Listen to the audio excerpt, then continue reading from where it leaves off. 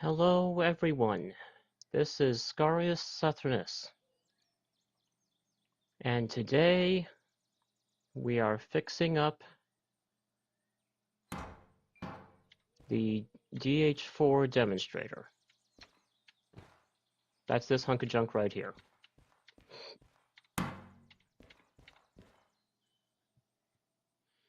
So the first thing to do is pull forward, move the turntable, and get her into the repair bay.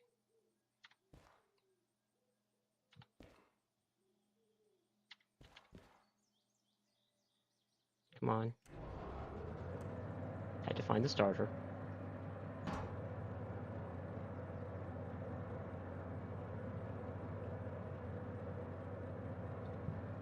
It's trying to move. Is there a handbrake set or a regular brake set?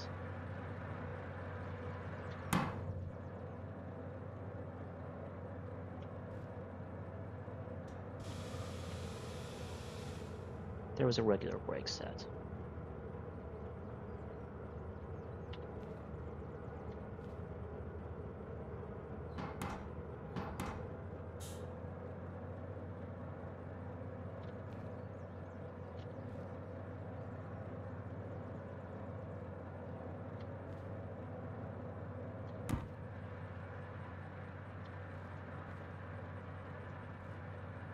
Yes, the handbrake is off in there. Okay.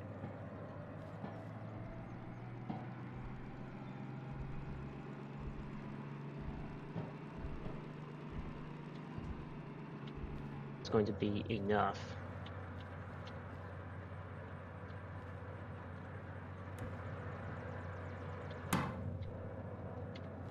Throttle is off. We will disconnect the reverser. The engine is revving up if I do that. There's fuel cut off. Here it is.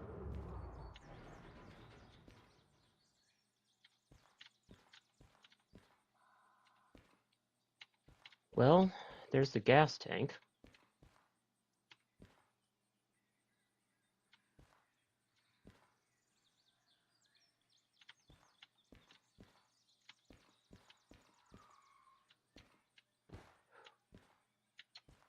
No vehicle for any of it because I forgot to purchase the parts.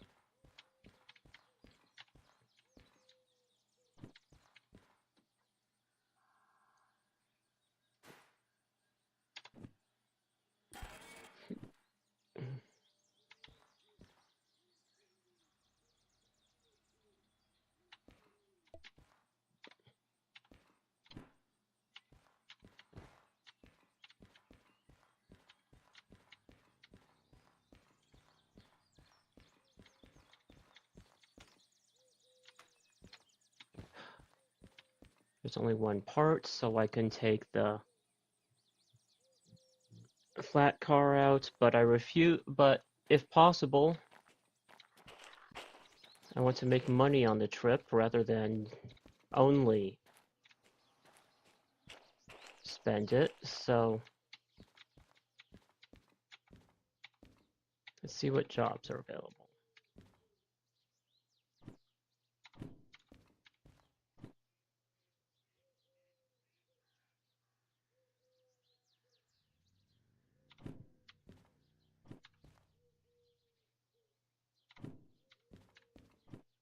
The sawmill is on the way.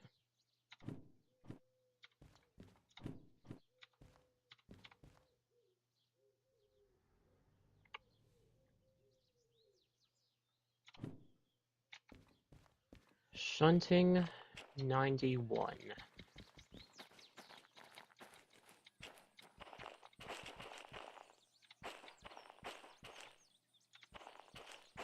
Bet this is two of them. Yep.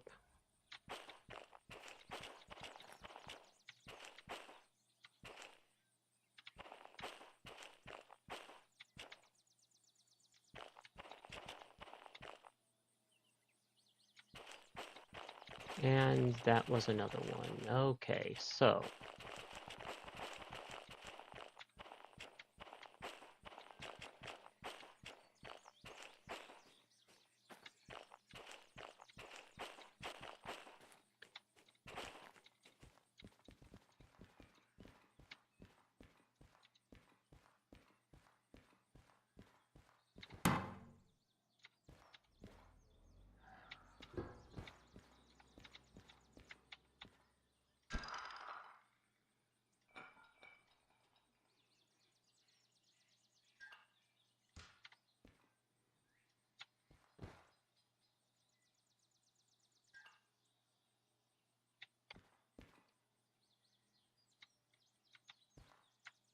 I would like to get out of here, please.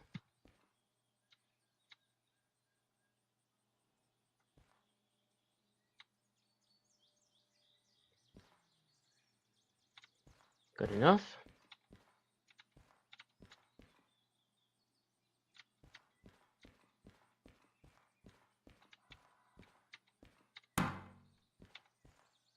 How's the gas tank? About 2/3.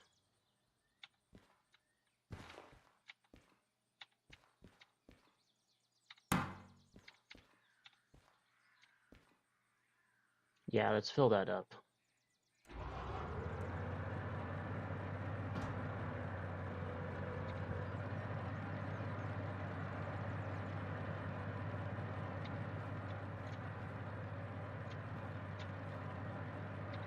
Right, this thing is still an emergency.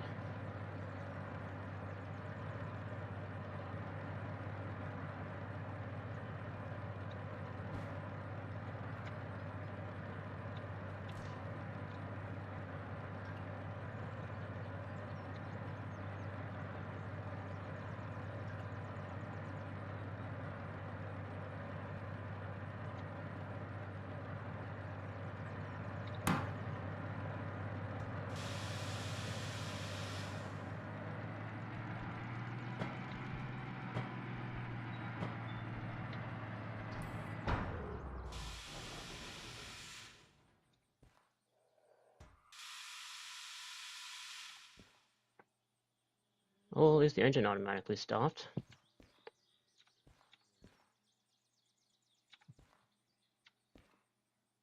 I don't like that. That means damage was done. Probably.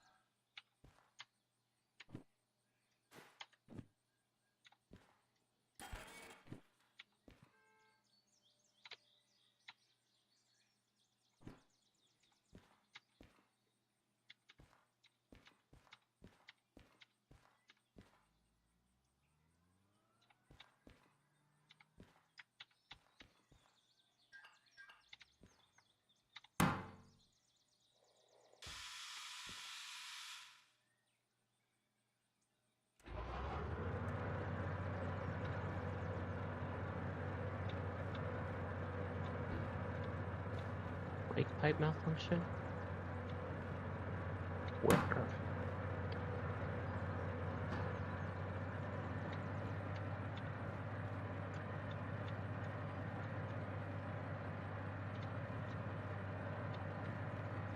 Is it solely because I'm not coupled?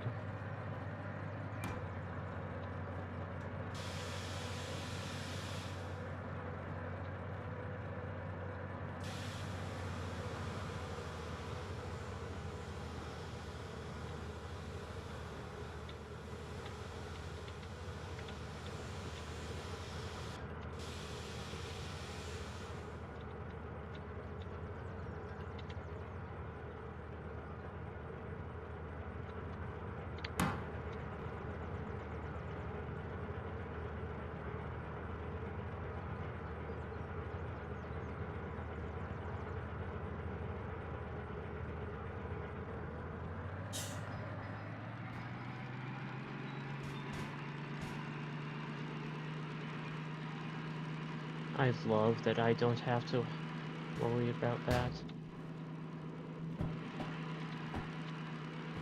No, get me back inside. I meant that button. Thank you.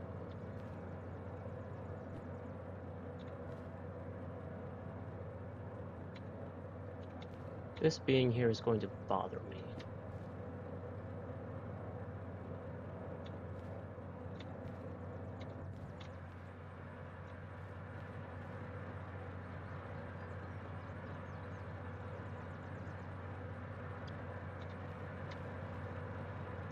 Okay, since I'm going to the sawmill, I want the locomotive pointing west.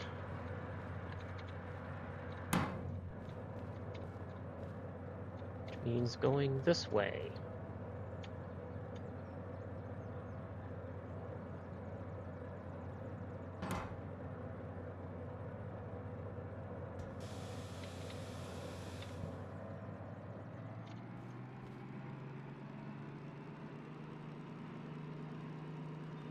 Hello there, Marty. I'm doing fine. Manual, that was in gear. Engine just stalled. Yeah, that's what I was hoping. But you can get damage done without it showing up on the side. So I'll find out as I go.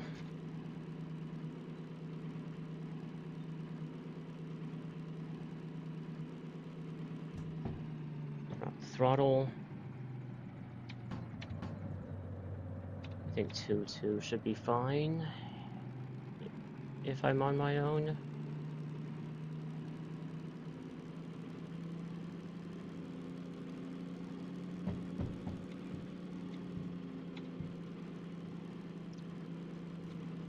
Gotta watch that tachometer.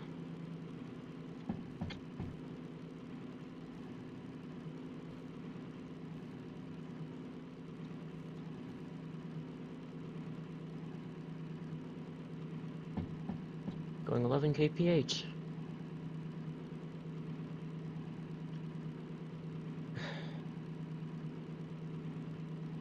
I pondered starting to install some mods for things that I wanted, but I didn't know if that was a good idea or not. Not new locomotives necessarily yet, but things like automatically organizing the jobs in the shop, switching the coupler type to knuckle, that sort of thing. And I decided I would do that on my next playthrough.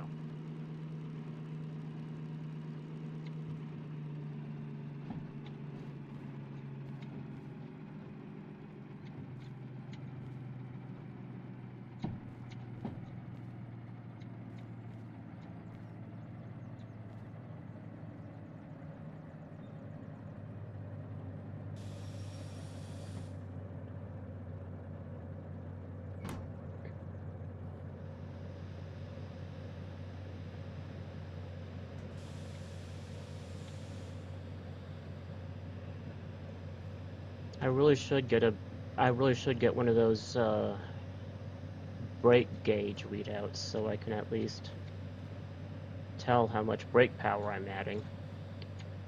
Because this thing is not compatible with the locomotive remote.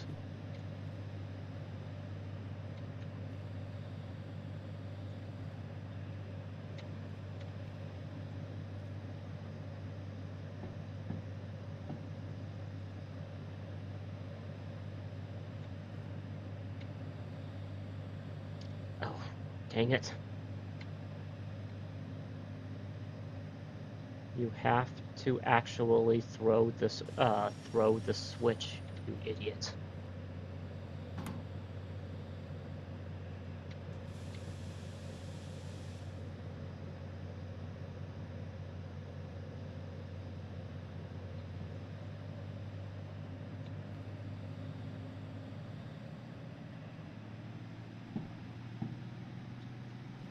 It's something that I really think should be in the base game.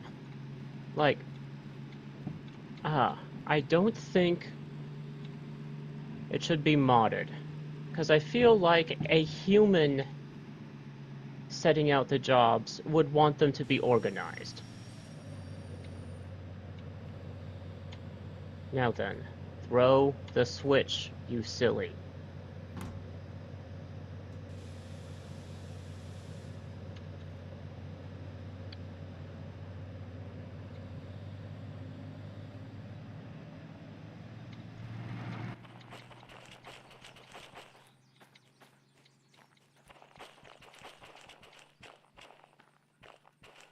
Oh, I forgot. I need to move that one. Oh well. It's not like I don't need to move this one, and the time bonus is very generous. Plus, if I haven't actually taken the job yet, it won't matter much.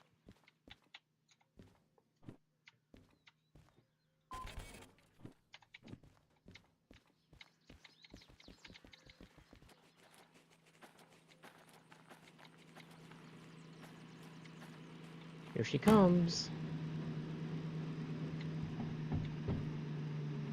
Now the throttle will go with service application rather than emergency.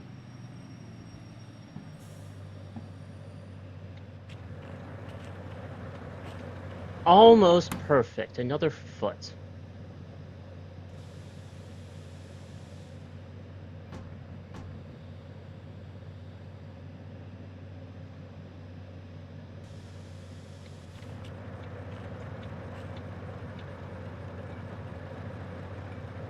Always couple toward the locomotive.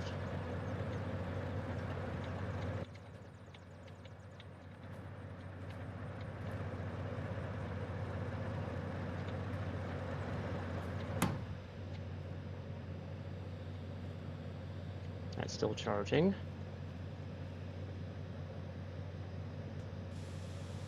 Off the brakes. Flip the reverser.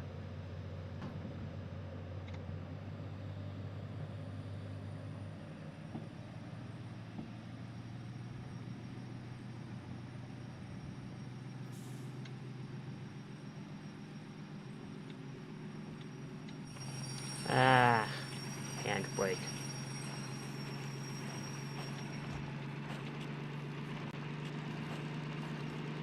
I want a brakeman's bat. Yep. Ah.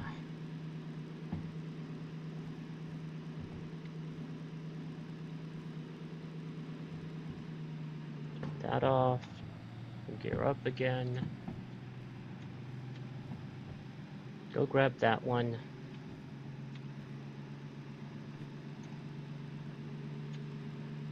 It is fully charged. There we go.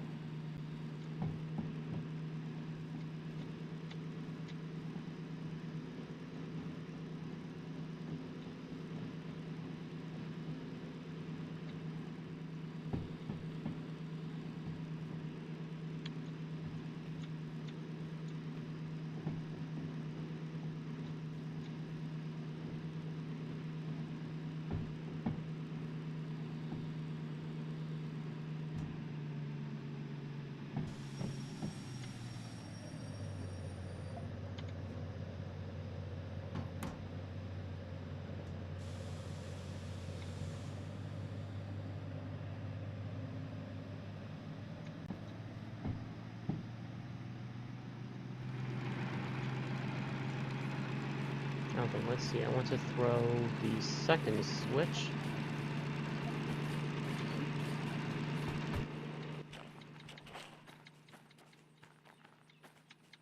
Yep, that's fine.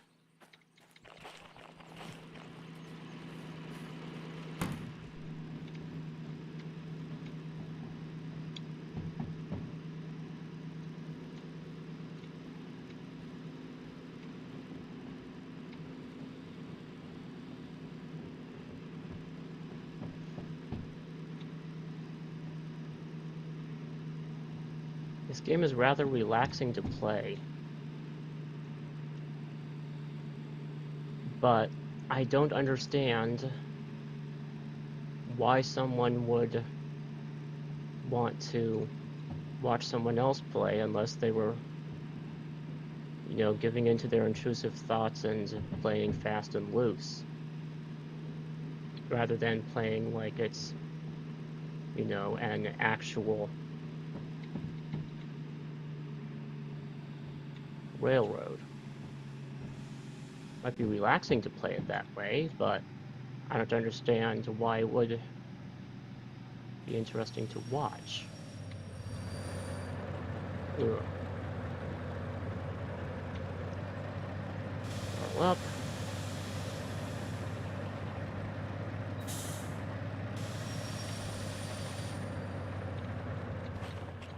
Come on, don't roll too much. You rolled too much.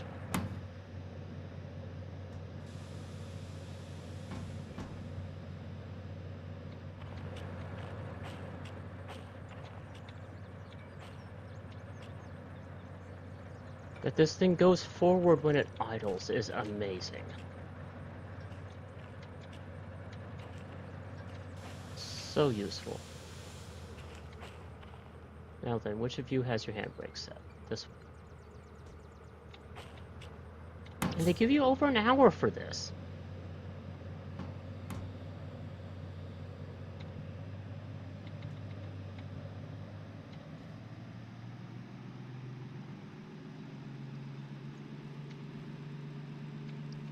But if people want to watch, I'm happy to provide.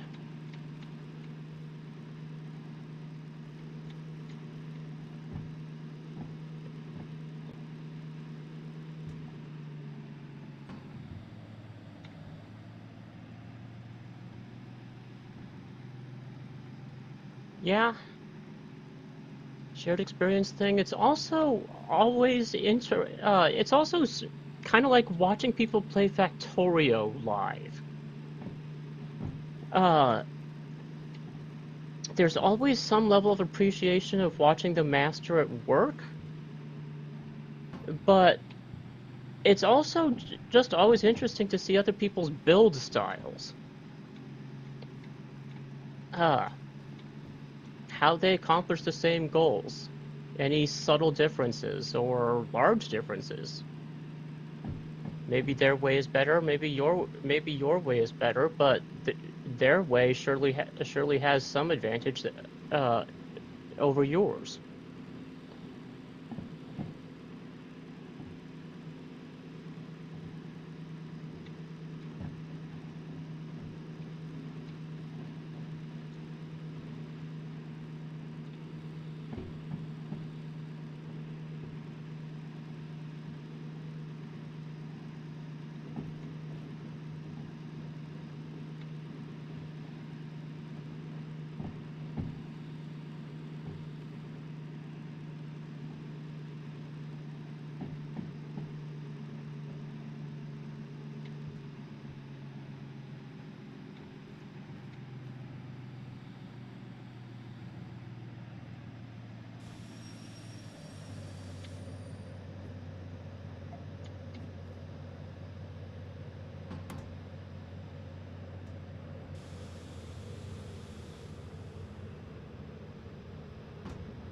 Start in 1-2 this time.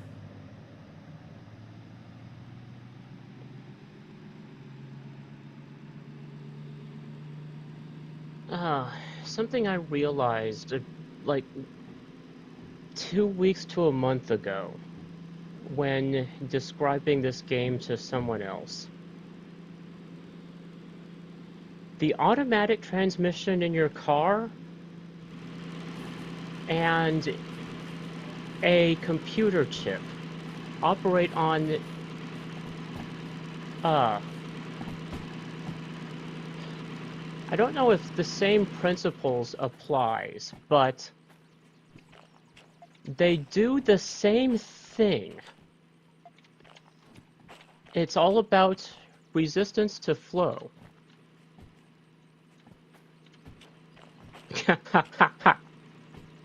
Yes, yes. You're always glad when it works. Uh, and you can build straight garbage as long as it outputs what you want. But at the same time, there's always appreciation of the of those who can build both big, beautiful, and fast all at the same time. But a hydraulic transmission is essentially the same as a computer chip. The physical principles involved are very different, but they're both about managing managing flow of something. Resistance to flow, make it easier, changing those paths on the fly, and so on. If electricity ever stops working, we might not be able to power things as easily, but we can make computers again with water pipes.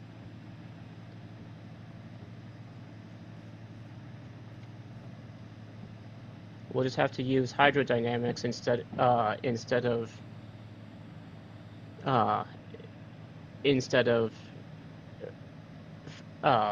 shoving electrons around. So the computers will have to be a lot bigger. But we can still get computation done that way.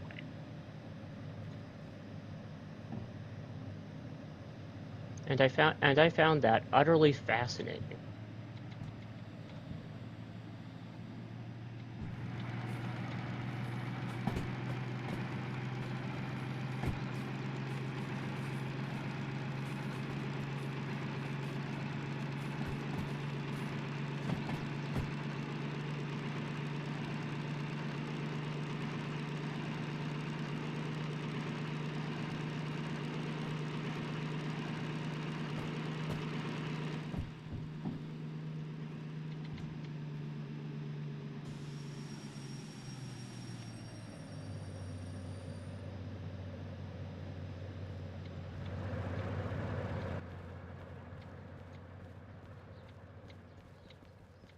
I found that I have a lot of trouble spotting these loading machines. Because they're frequently up against a building like this and they blend in with it very well.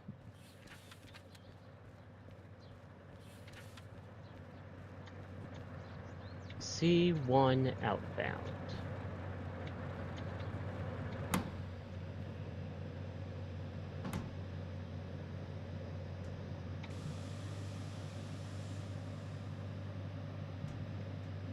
No, no. Start in 1, 2.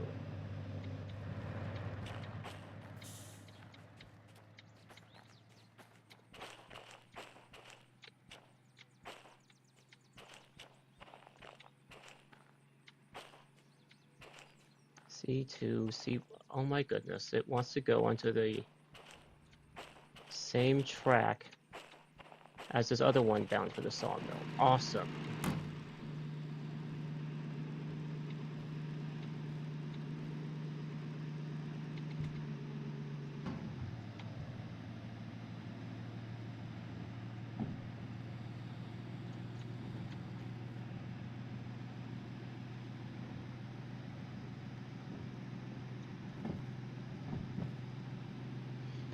Yeah, I've never played Minecraft, but I've seen some of the things that are built in it. And it seems like if you put logic of any kind into a game, it is inevitable that eventually someone will try to build first a working calculator and then a full-blown computer. And someone managed to make, I think it was a 2-bit computer? No, a 4-bit computer. And of all things, Super Mario Maker 2. And I think someone had managed an 8-bit computer in Minecraft last I looked.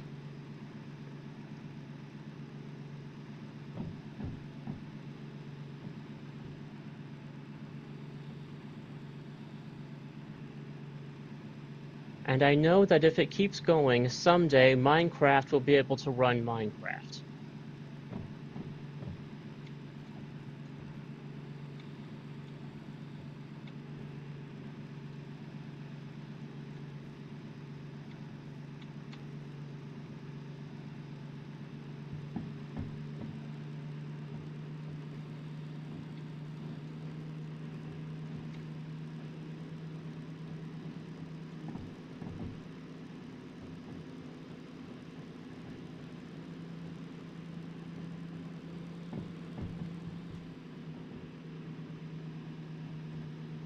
Yeah, we should be past the switch now.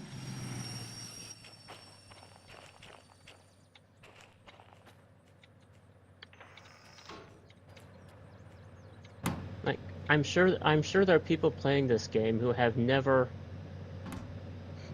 used the comms radio for a switch once in their life.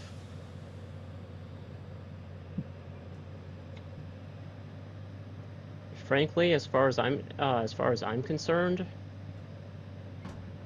this is a simulator game, and so where you can, you should be throwing switches by hand because the conductor does not have a handy-dandy device to throw a switch like that. And I know they very much wish they did. Instead, they have to either get up and throw it themselves or call up dispatch and say, "Hey,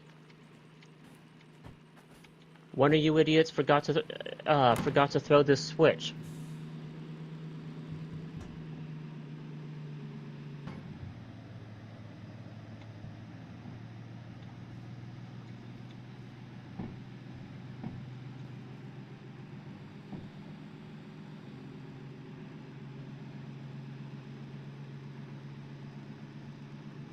Yeah, that is true.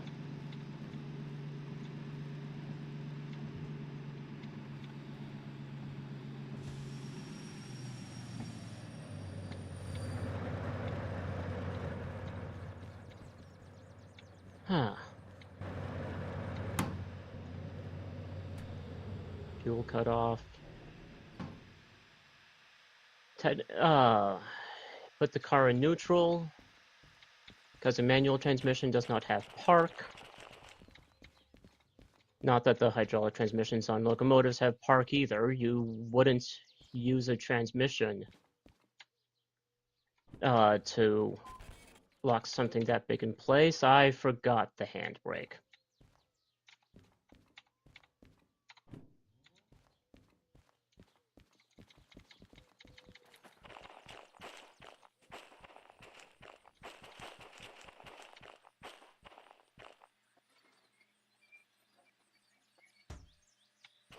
I want a brakeman's club. I don't know if you've seen videos of British shunters using a brake club on those handbrakes, but they rotate them. They rotate them the whole way in well under a second. Well, it's not a club. It's bat. That's what they call it. But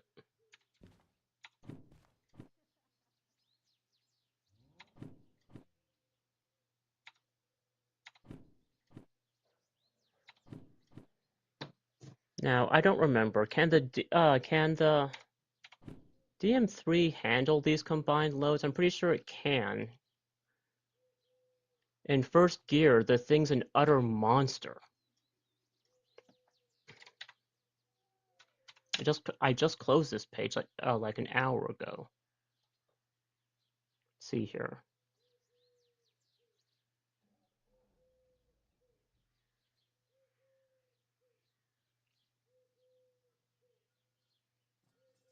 Okay, it can handle more than 500 tons.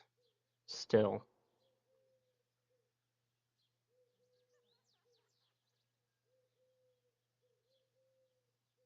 Still no limit mentioned on the wiki page, but it probably depends heavily on how fast you want to go.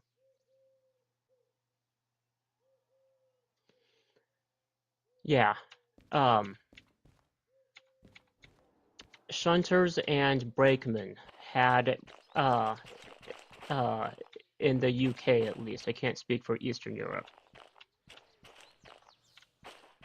had what was called a brakeman's bat. It looked a lot like a baseball bat because they're both the same device, just for different purposes. What you would do is you would stick it into the side here, and then use the bat to rotate it, rather than using your hands directly. And that would let you turn this thing in. I'm not even comfortable giving a fraction, it was so quick. And while you wouldn't use it on the side while the train was in motion, back in the days before air brakes, the caboose, or what the British called the brake van, would have something like this. Rather like the, well, not rather like, identical to the one on the caboose here, except rather than facing the back like facing inward like this, it was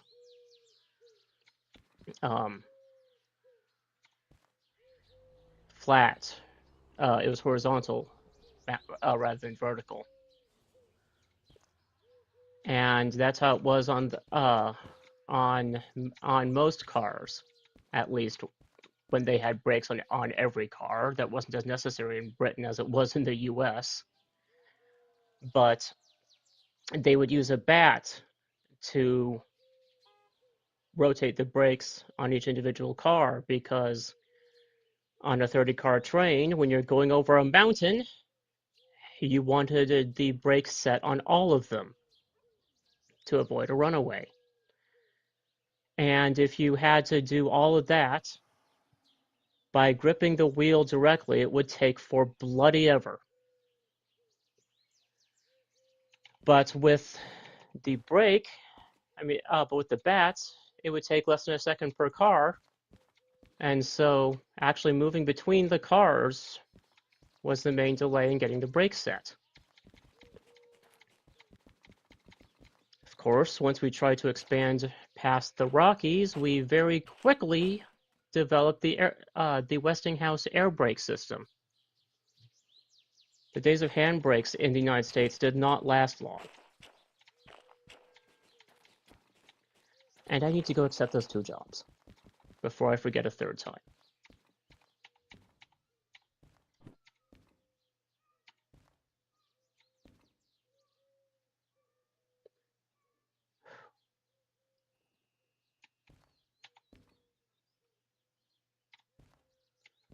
See, the short one's in the back, which means that one's probably going to get dropped off first.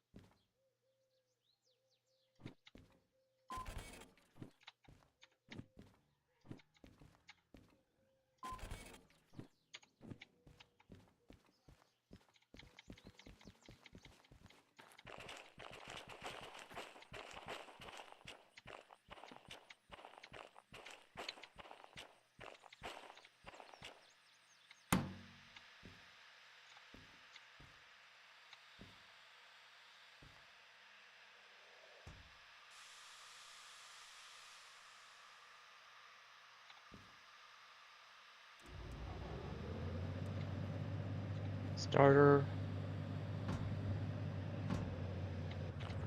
the reverser into gear.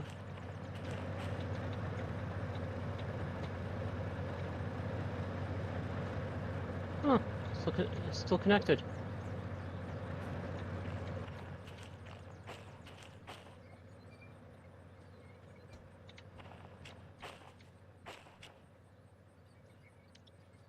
No, leave the handbrake connected until this rolls into it.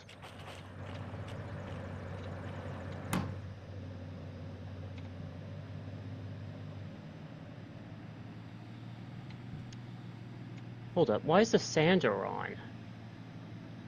I need to go get that filled.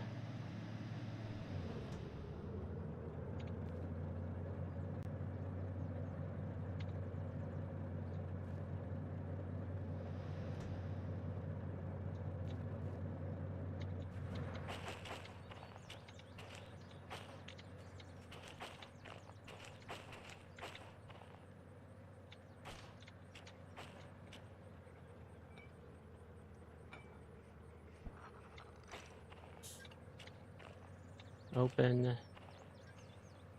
Open. Handbrake.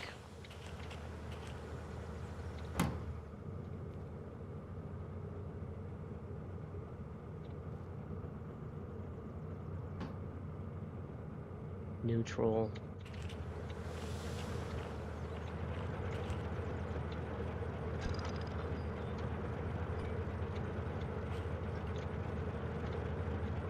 Bottle.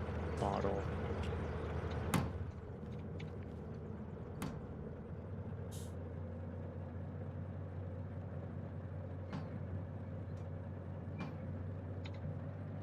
Yeah, I do not want to cross the entire map without, with that little sand.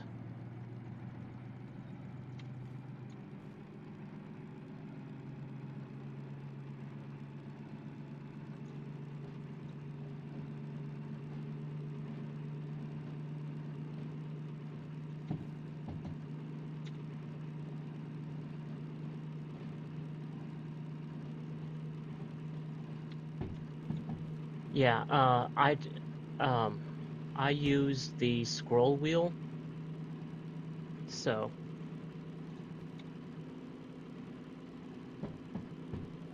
But, yeah. Frankly, I don't get some of the scroll directions that they chose for the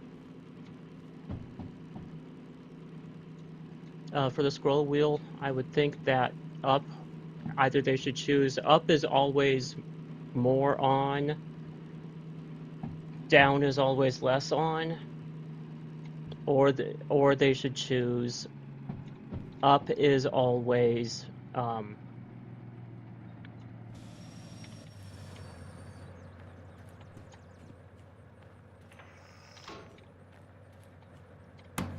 up is always toward you, down is always away from you. Or sorry, up is always away from you, down is always towards you. That sort of thing, but they don't seem to have done that.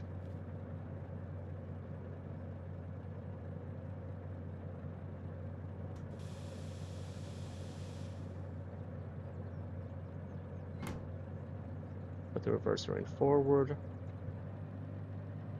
and throttle on.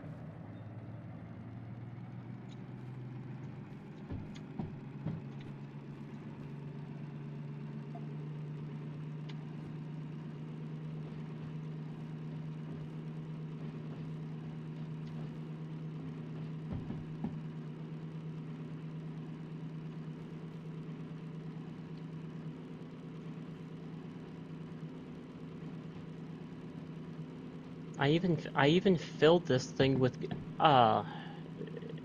gas before starting the shunting jobs.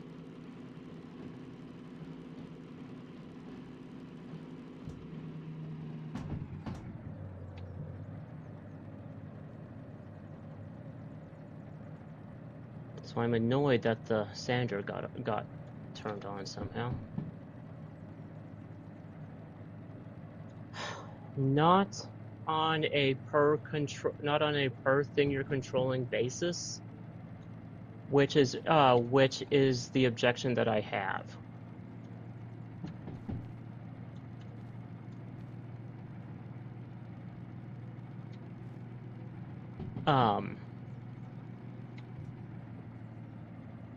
Like you can for more throttle, less throttle, more sand, less sand, but the visuals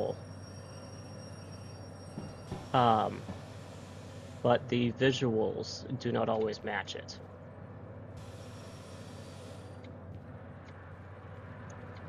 But if you want to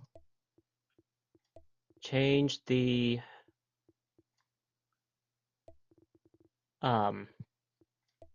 like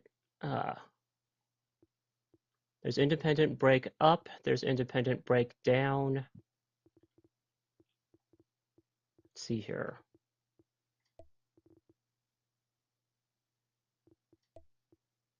Item interaction, no. Would it be under train controls for the turntable? Yes. So you can swap page up and page down here if you want to. Page up is clockwise. Up more, like a number goes up as you go around the clock. Page down, counterclockwise. Number go down as you go around the clock. Let's see. I need this to go down.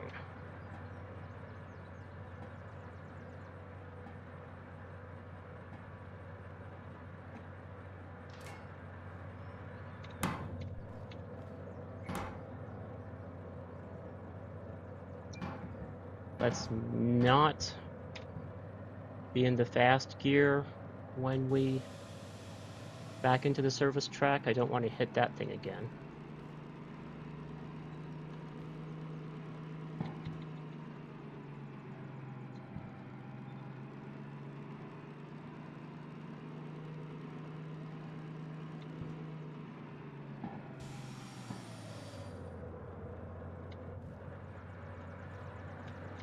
Now then, gas tank is full, but this is not far enough back to be serviced.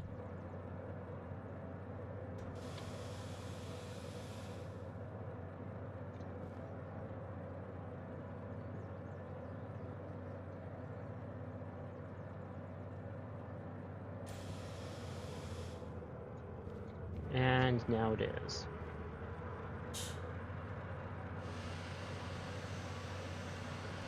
That's a lot of sand.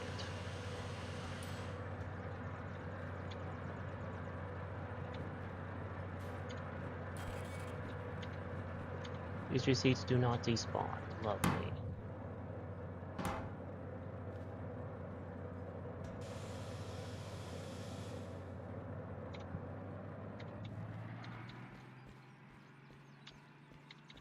Hello there, Diggs. Welcome to the stream.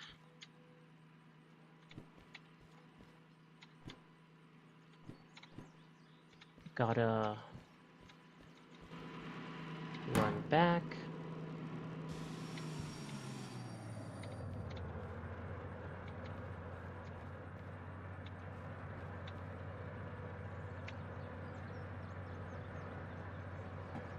I want to run this direction.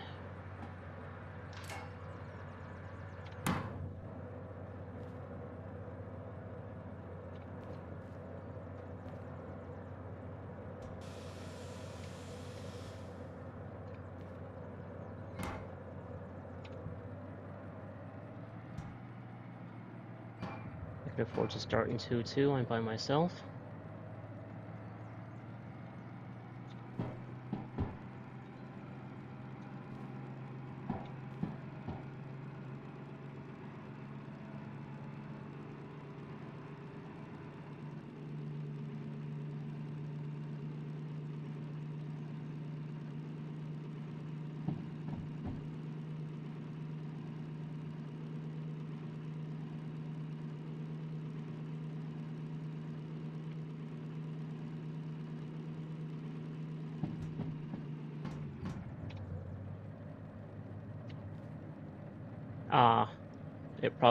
It probably happened when I was trying to use keyboard. No, that wasn't it.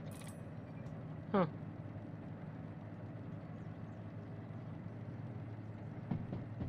Weird.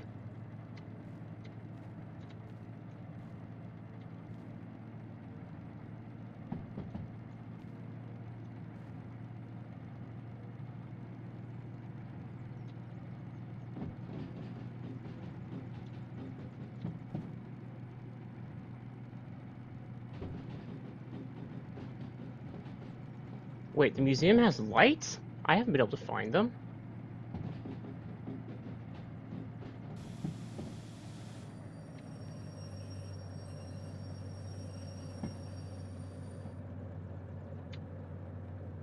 I've looked. It's probably a tiny switch on one of the pillars with my luck. Starting 2-2. I don't want to take forever to accelerate.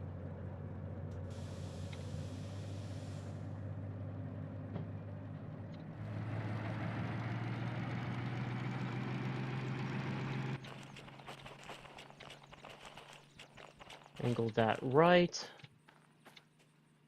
Angle this left, and then we'll back onto the consist.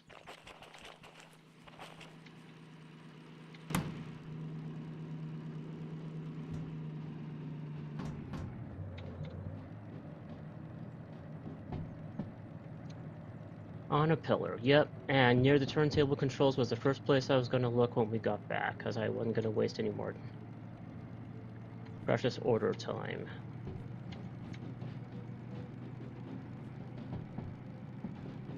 Where's my main lantern? Probably in the caboose. Or the lost and found. I'll have to check the lost and found.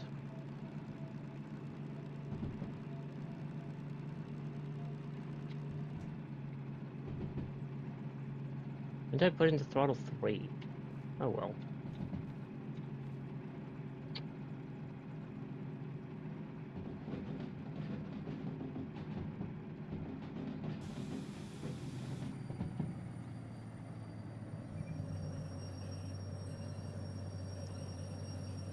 Here's the engine brake.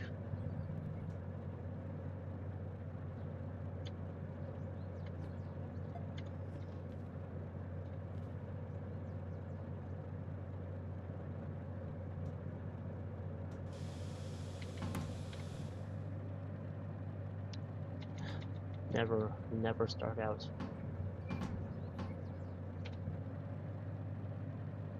In 3-3.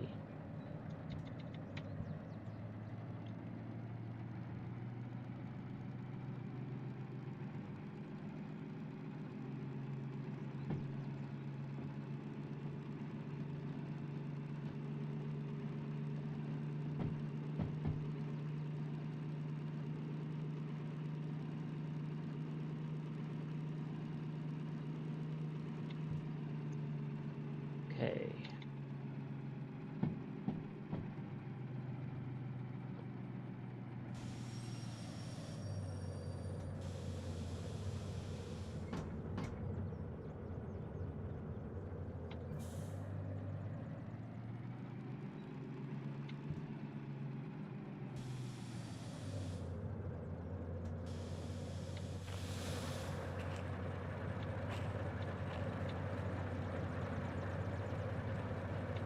Nope. Always toward the locomotive. That's an actual rule on railroads, by the way. Because having a locomotive out of service long enough to replace the coupler costs a lot more in productivity than taking one car out of service to replace the coupler. And even then, the car can still be used for its next job by using the locomotive's coupler briefly, like for the duration of one job, and then just send the car in after it gets to its destination, or after the next time it gets to the yard, you know, whichever.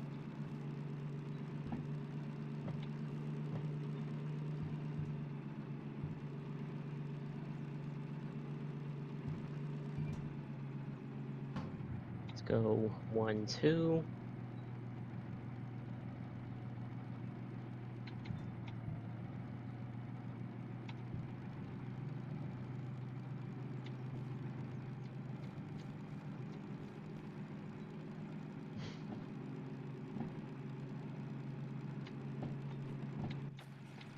Did I leave my caboose on the main?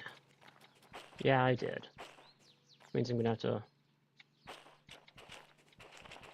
line through here.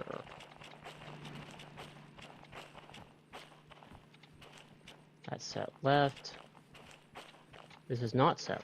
This is not set right. Now it's set right. Set that right. That is set right.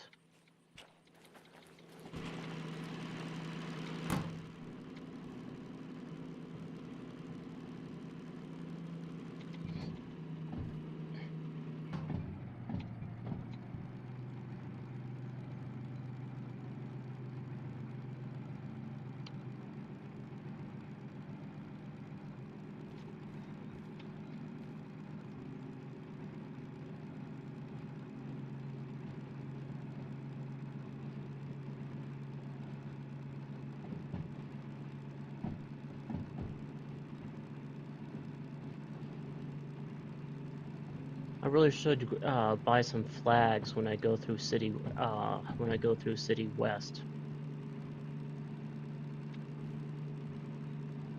Just use them to separate the consists.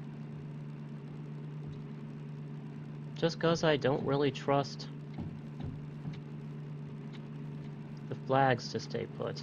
I mean, lanterns to stay put. That, and you know, I don't want to set the countryside on fire when they don't.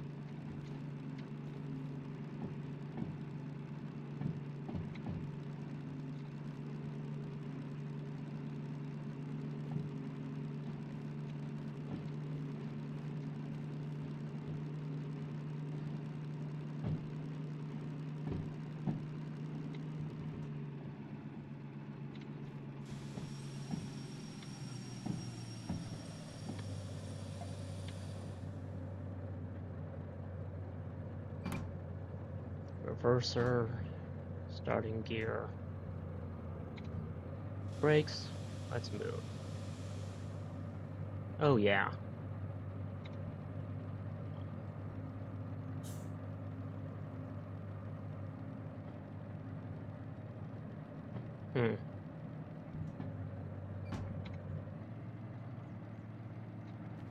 Right, that's an incline.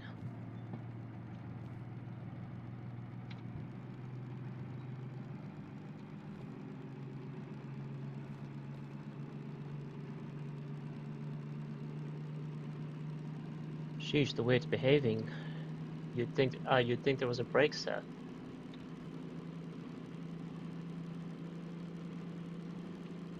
There's not, right? Nope.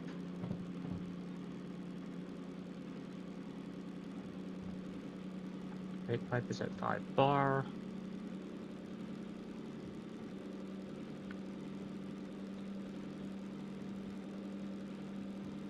Whoop.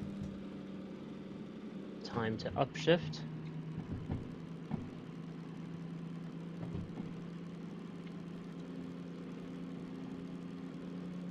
I wish I knew where it was actually ideal to shift instead of just when it's about to hit 1000 RPM.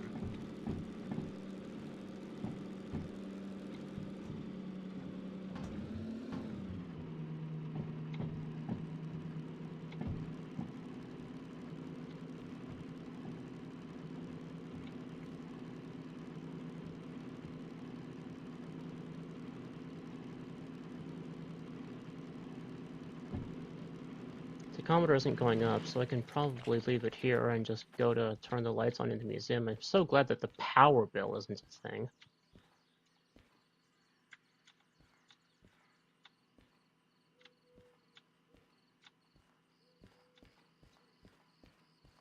Don't see it on this pillar. See it in there, don't see it in there.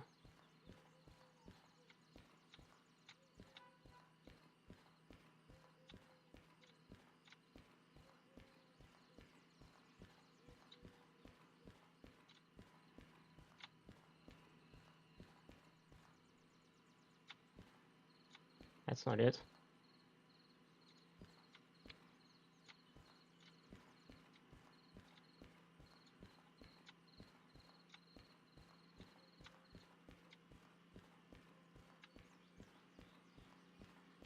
Oh well.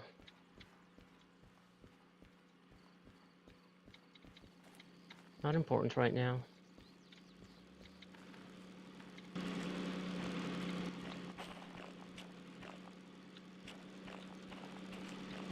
One of the outside pillars. Ah!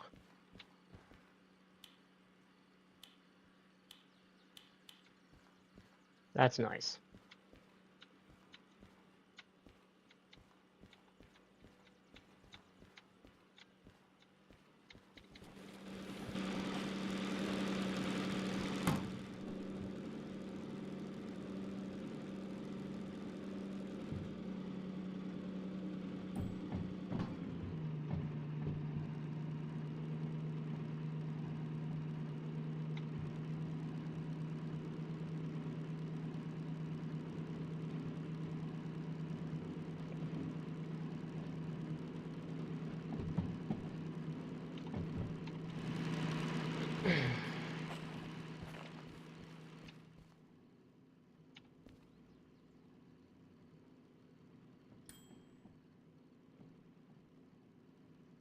Okay, it's not lost, which means it's probably in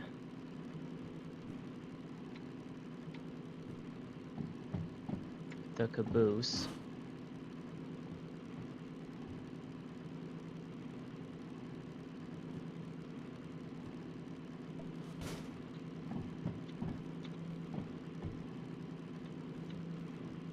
Yeah, it's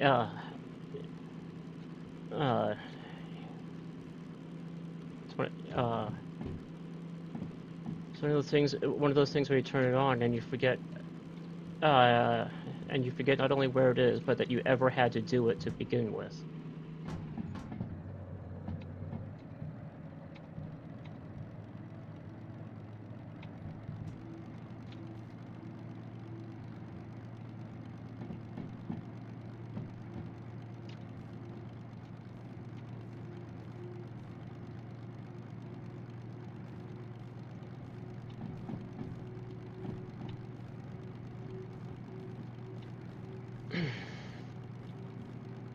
I've been trying to figure out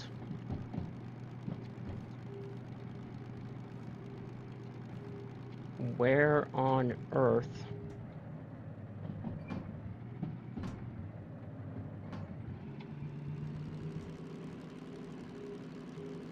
to put the switch setter on here.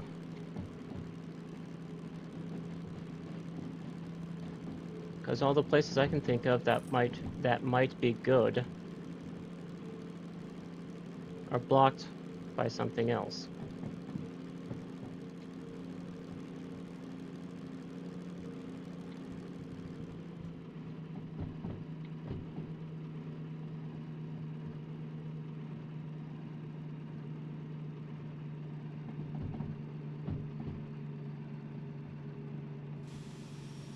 There, that should do it. And we'll throw on the engine brake.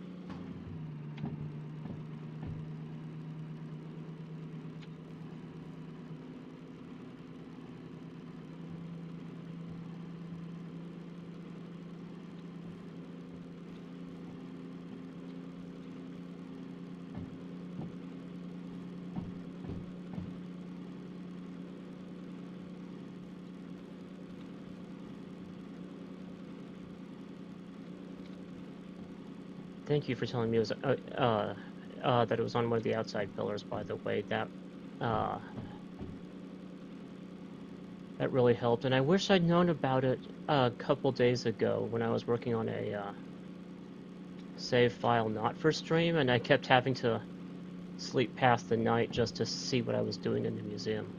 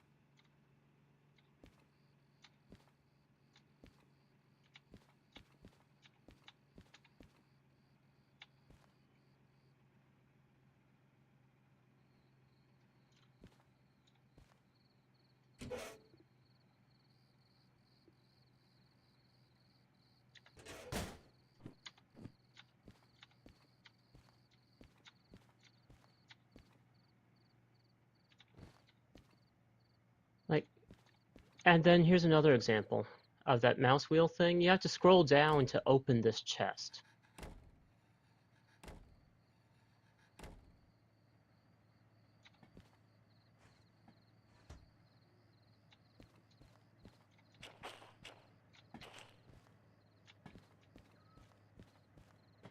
Come on, come on.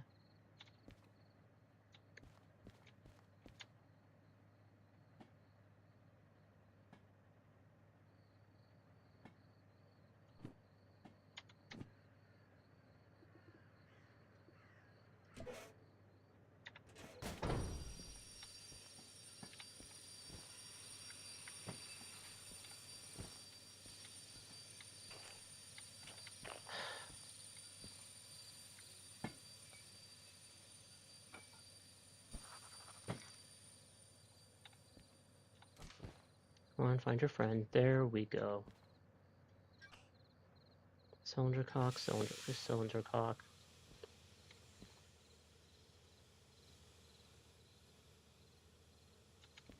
And brake is off.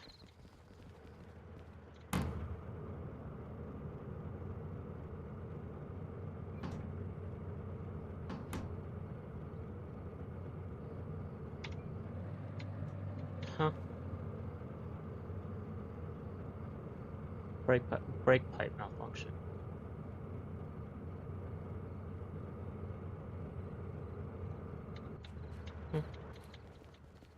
Oh, I bet you. Cylinder cock's open on this side. Yep. There's my lantern.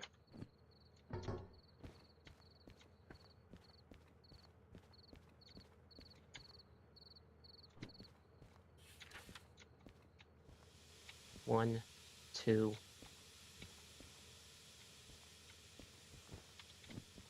Three. Yeah, there's no safe place to put a lantern. I'll just deal with it as I'm passing through City West after the sawmill.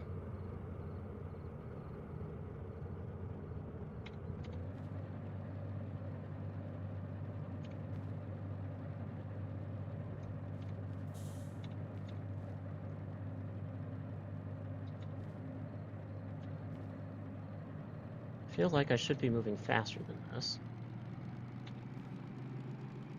Come on, the caboose wasn't that heavy.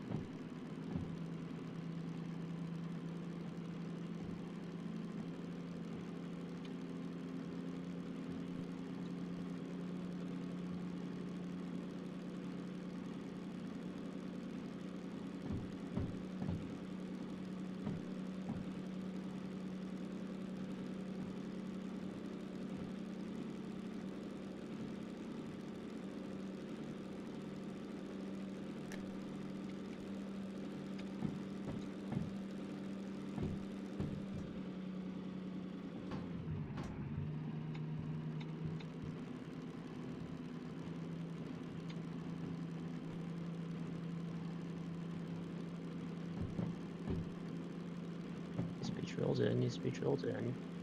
I like that you can attach it by the antenna. That is so funny to me.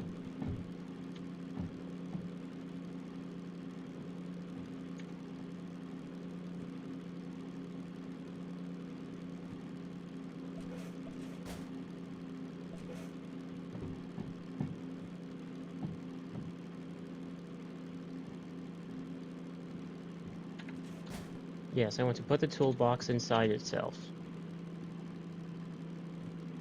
What an amazing feat that would be.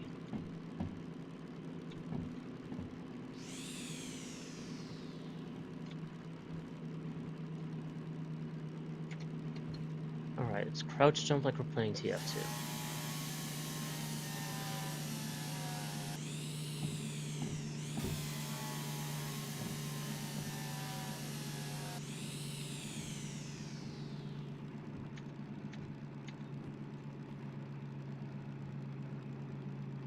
And my speed is dropping again.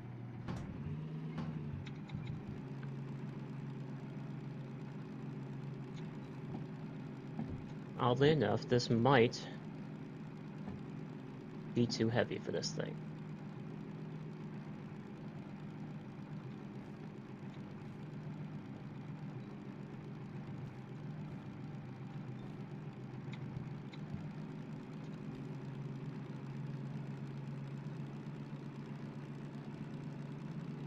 And if it is, I'm going to be somewhat ticked.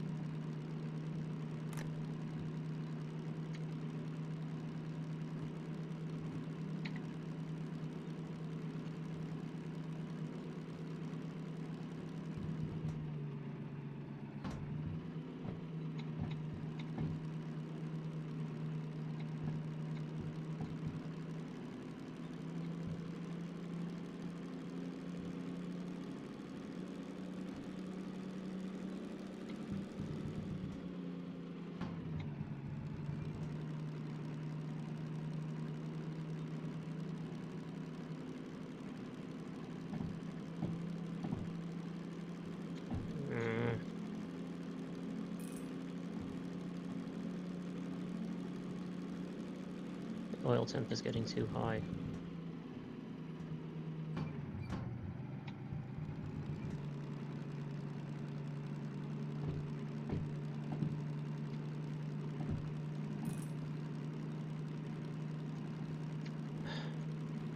Yep, that's unfortunate.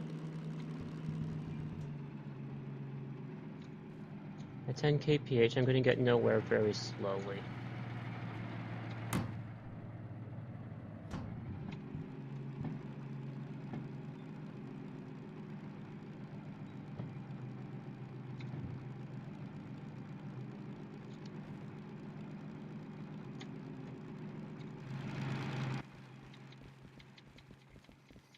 How long until we hit relatively level ground? Too long.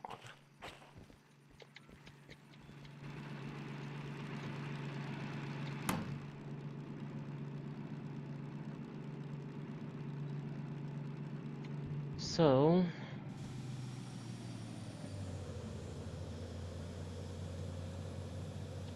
I'm gonna tie down the engine, admit defeat,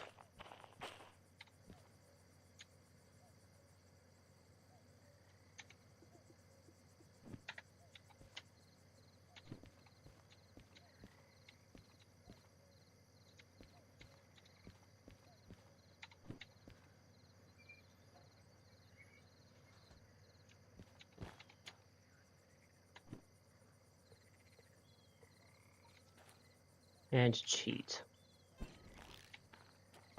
1, 2, 3.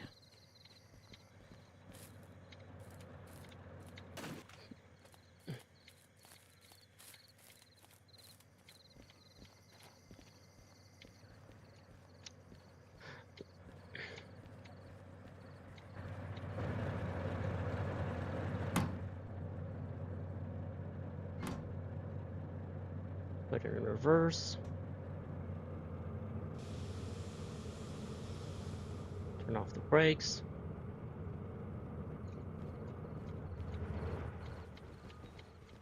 And just slide down.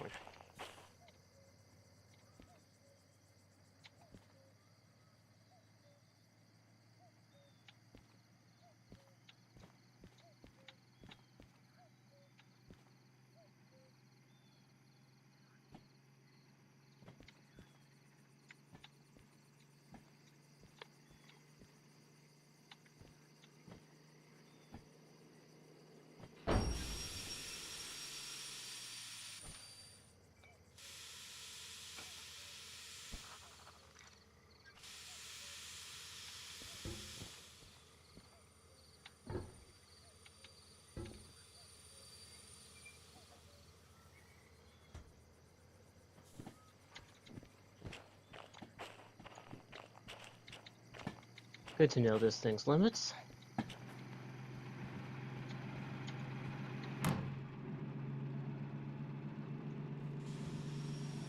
Brake.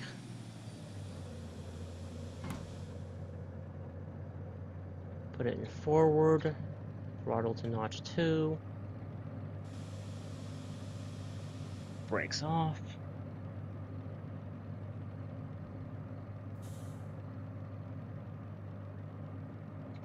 Come on, let's get moving.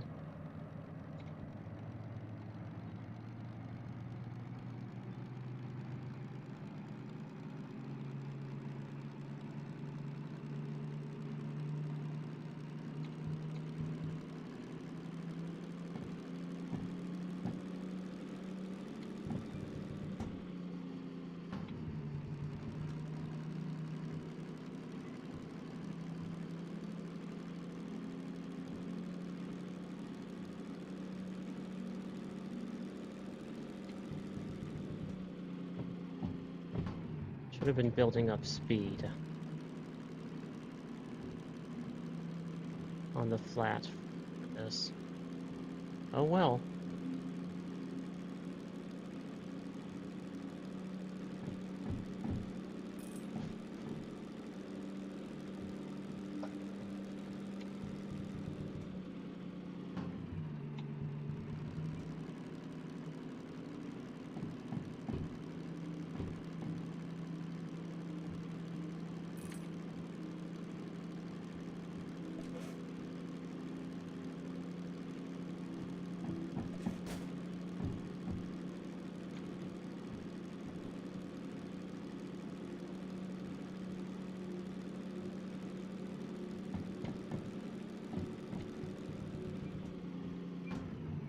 It was 3-1, I think.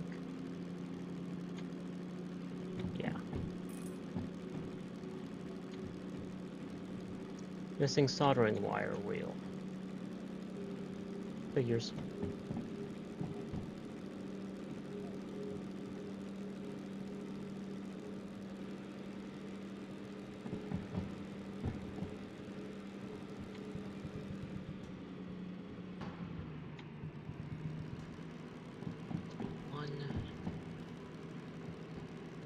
Fuel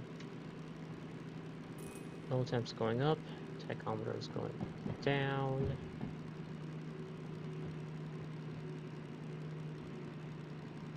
So is our speed, and throttle's at max, which means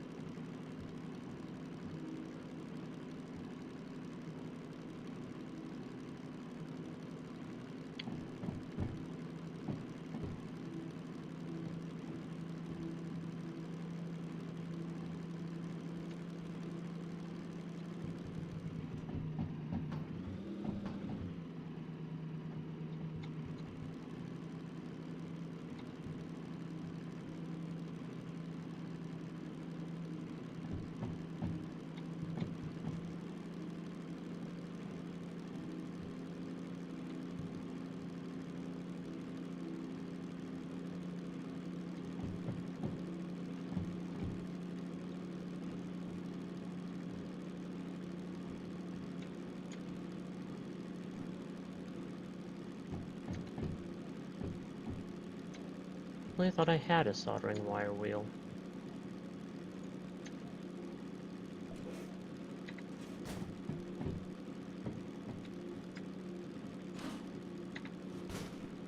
Guess not.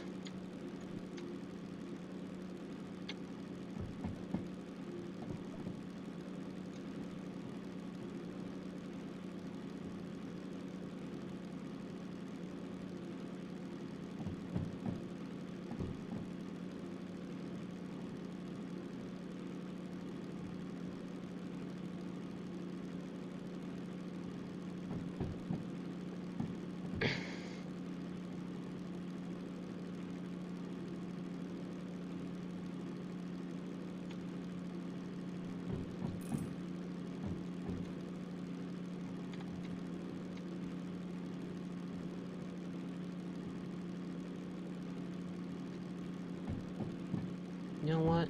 I can probably afford to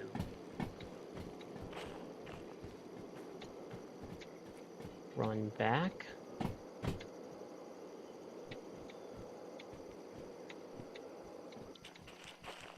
Place a lantern here at the end of the train.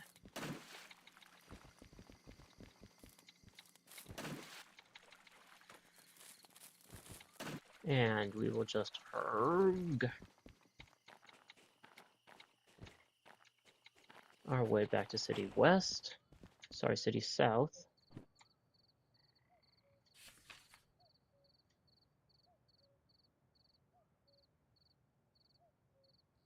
Where there isn't a shop. That figures. Okay.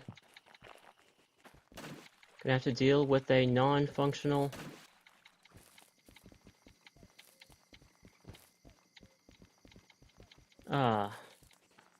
switch setter.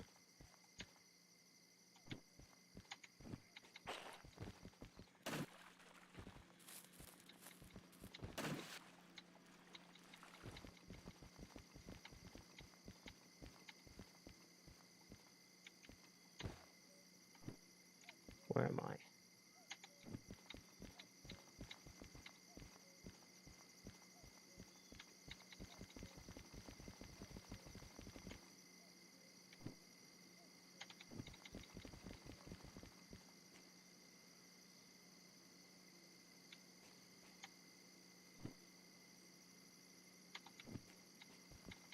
According to the map, I should see my train.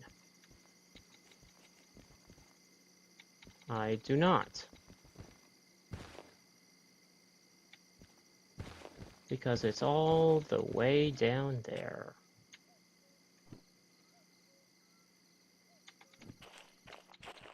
Ah, it was in the tunnel.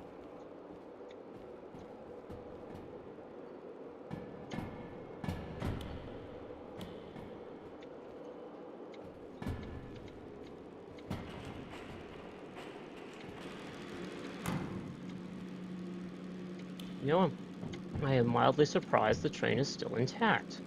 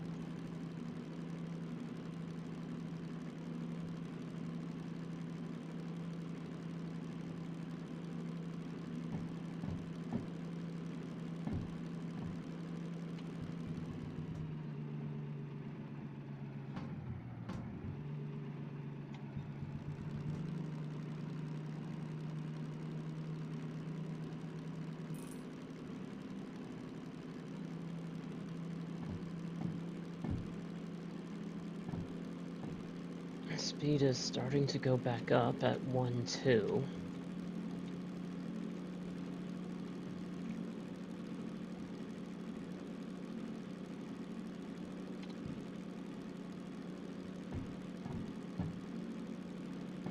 Drop throttle 1 notch. And we are still slowing down.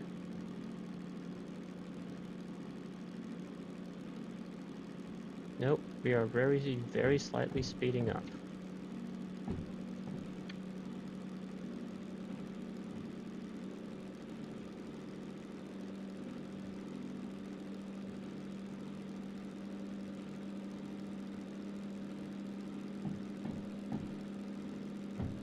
Engine RPMs are getting a little bit high.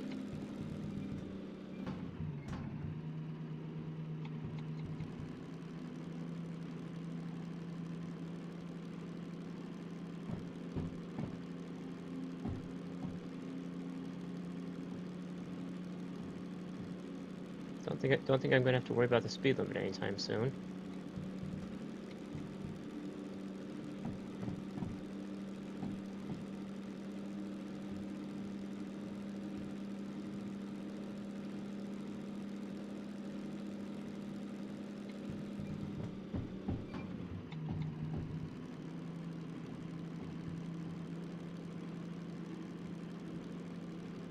Shame there's no clutch.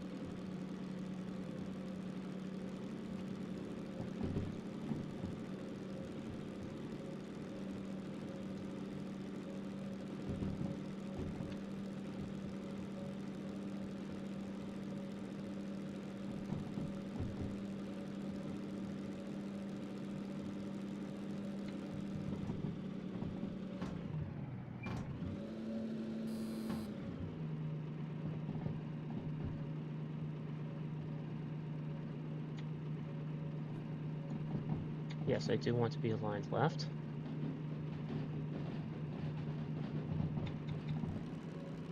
Normally I would have checked that a lot earlier, but I don't have any soldering iron. But I don't have any soldering compound.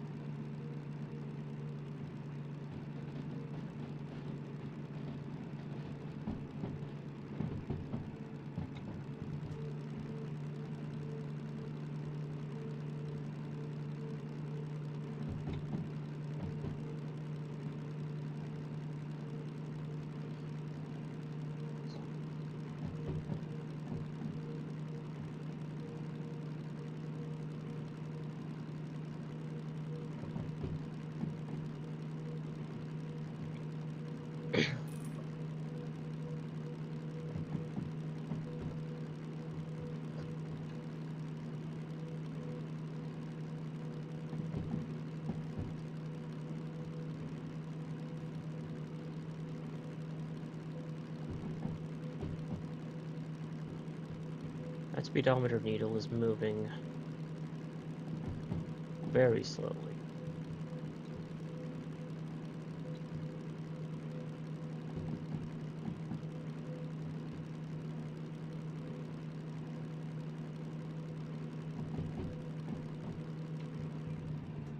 Can I downshift for more power here?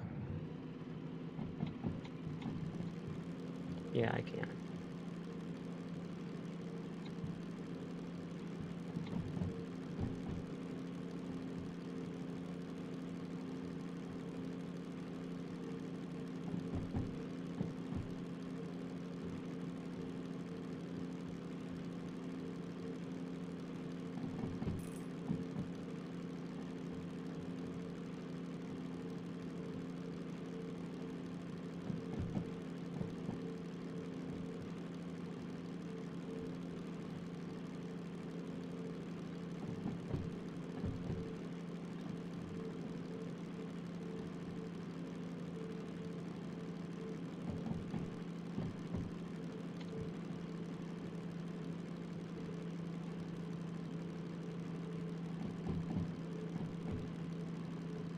Speed is going down, not up.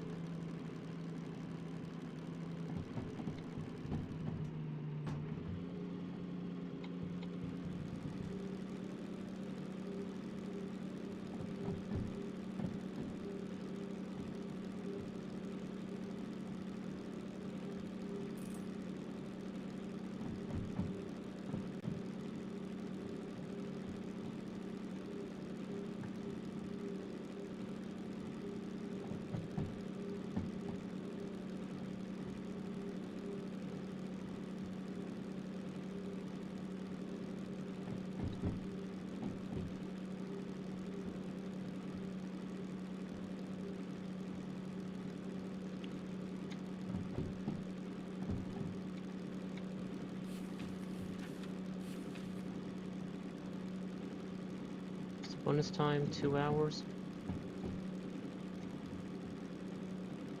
2 hours.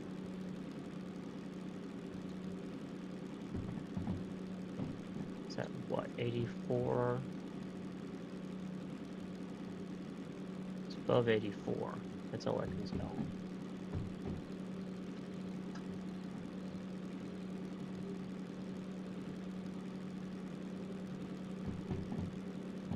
And now it's above 86. Going up slowly.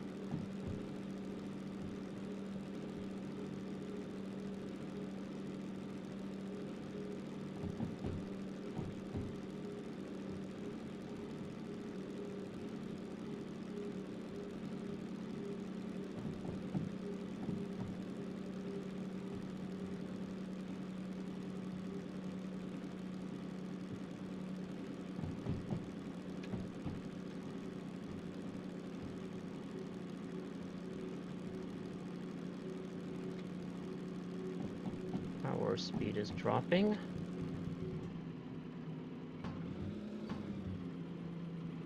Time to downshift.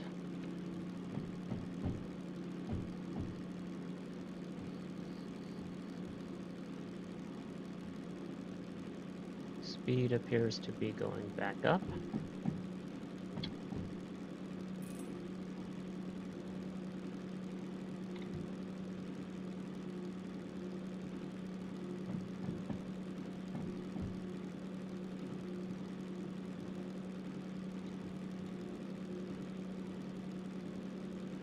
Yeah, that's not going to happen in this locomotive.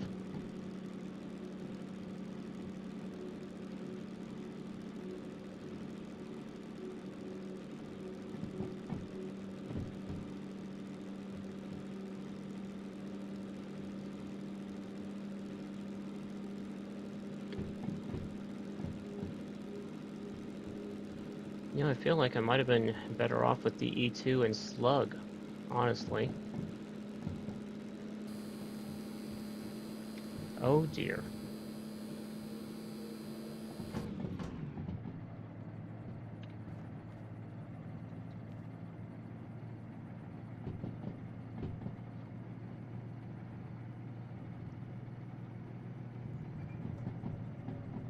Let's use the engine brake. For however long it will last.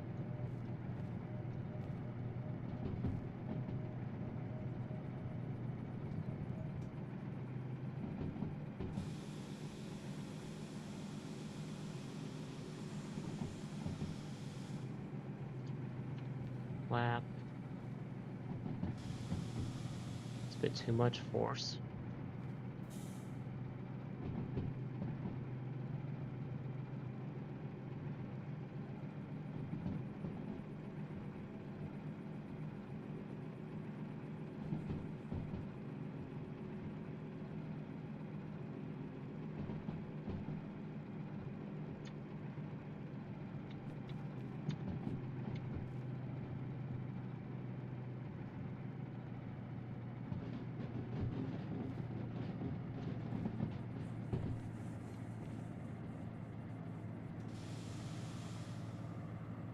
We'll release the brakes, let them cool off a bit.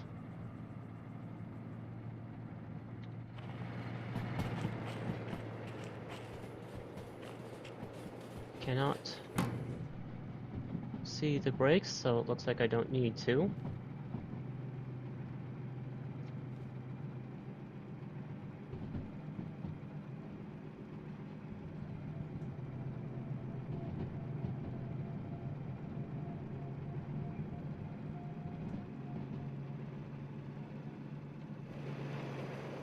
What speed did that say?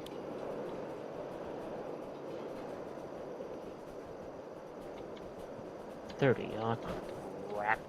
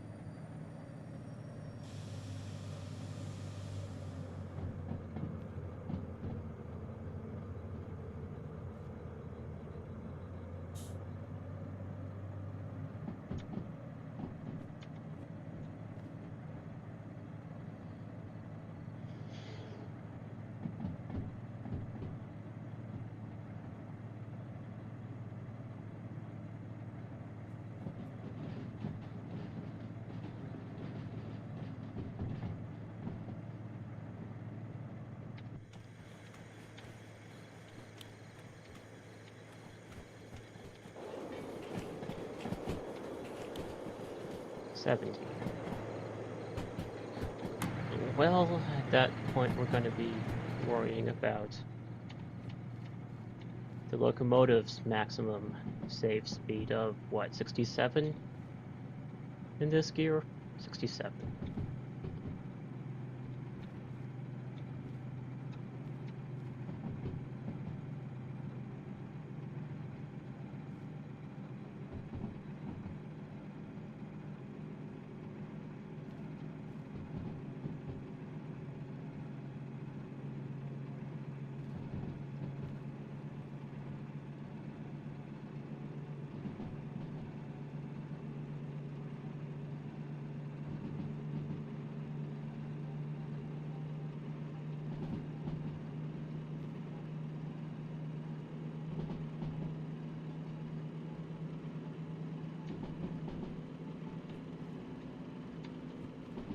Left.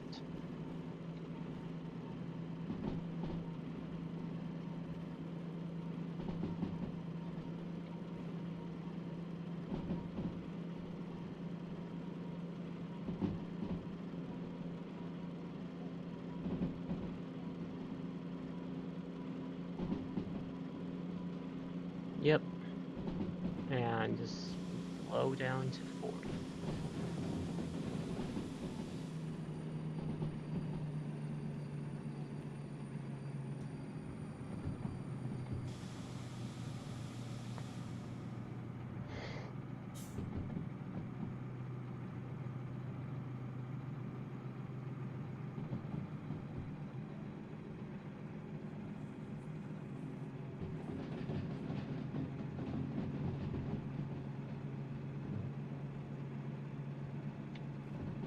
This is one of the original versions of the Westinghouse air brake system, by the way.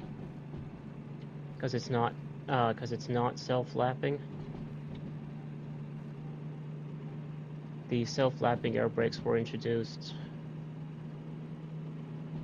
I don't know when, but it was a couple decades after this.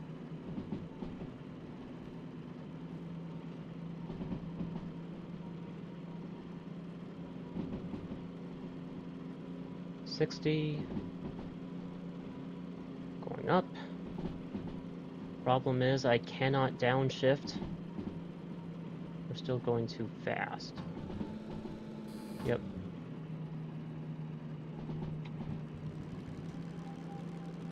Can, however, max out the throttle.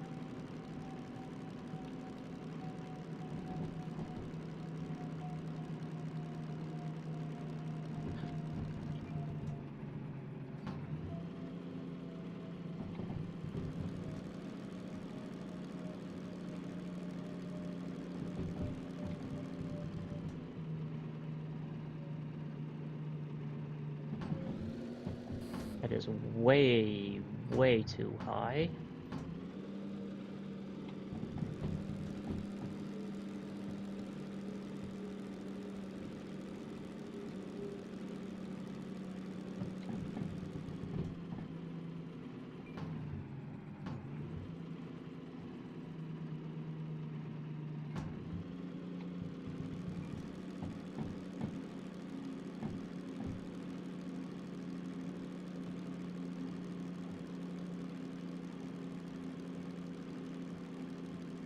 At max throttle, speed is still going down.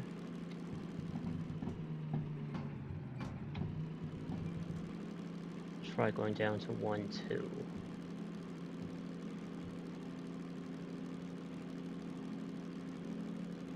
Is that still going down? Technically, or is it hovering? I actually can't tell.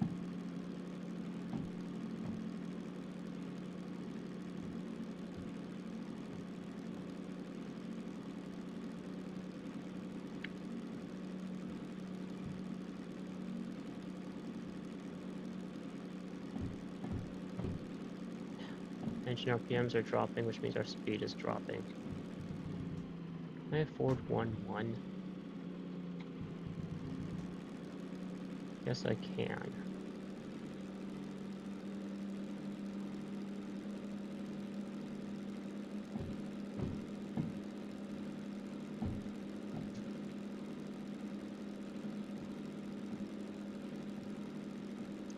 But I probably shouldn't. Seeing how close it was to the limit.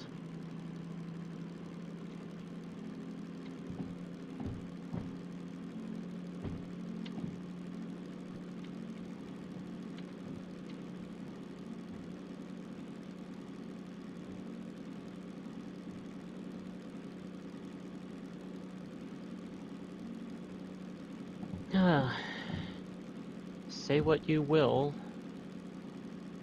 about the locations of those 30 kph tracks. They certainly keep you on your toes.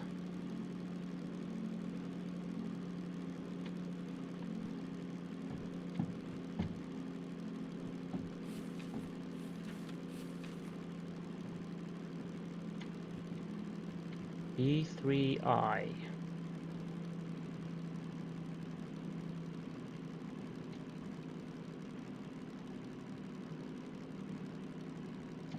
On a 2.2% grade.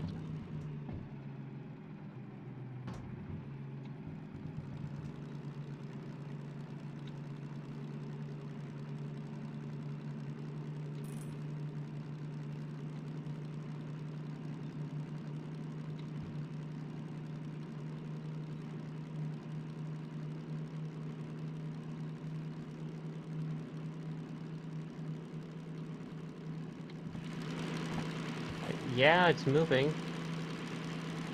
Technically. I think I walk faster than this thing.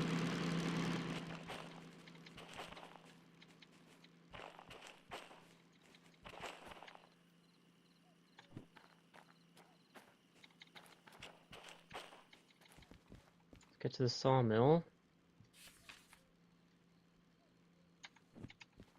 C track is on the left. Sorry, C yard is on the left.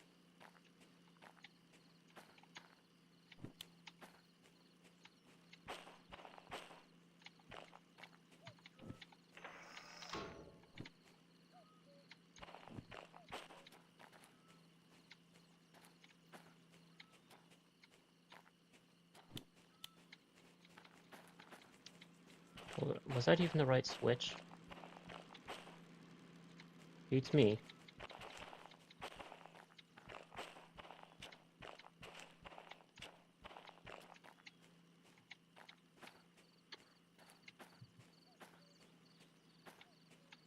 Right, right, left. Now we should be aligned.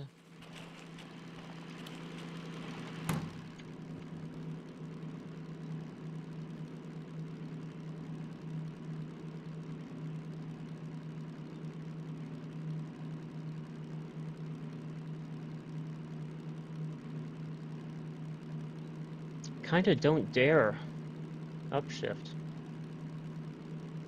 I mean, I'm at max -1 throttle.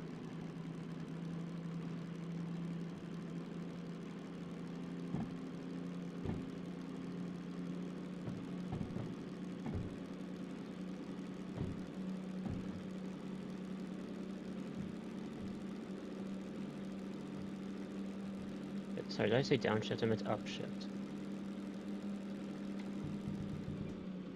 Now I am forced to upshift.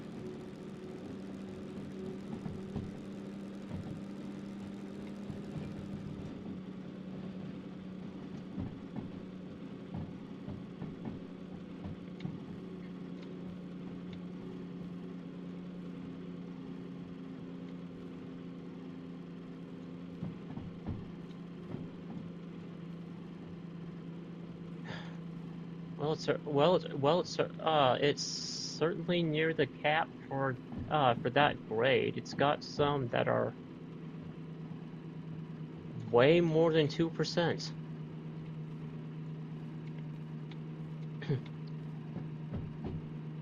One of the locomotive mods that has my interest is a replica of the Shay, an old narrow gauge locomotive from the turn of the 20th century. So old it predates air brakes. Intended for mountains like this. Except it sees your 3% grade, laughs, and says, show me 10%, and I might be intimidated. The trade-off for this kind of power, however, is maximum speed. At 12 and a the Shay's maximum safe operating speed is 12.5 miles per hour. Where's the cutoff? Here it is.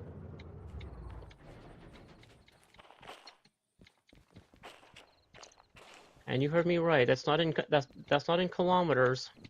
That's in miles.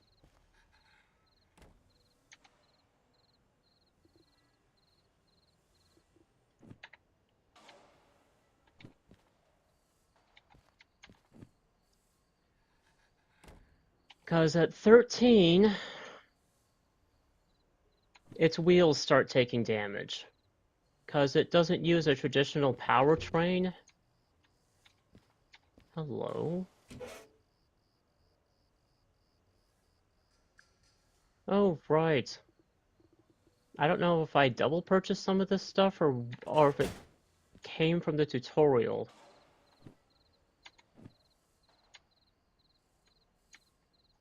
But anyway.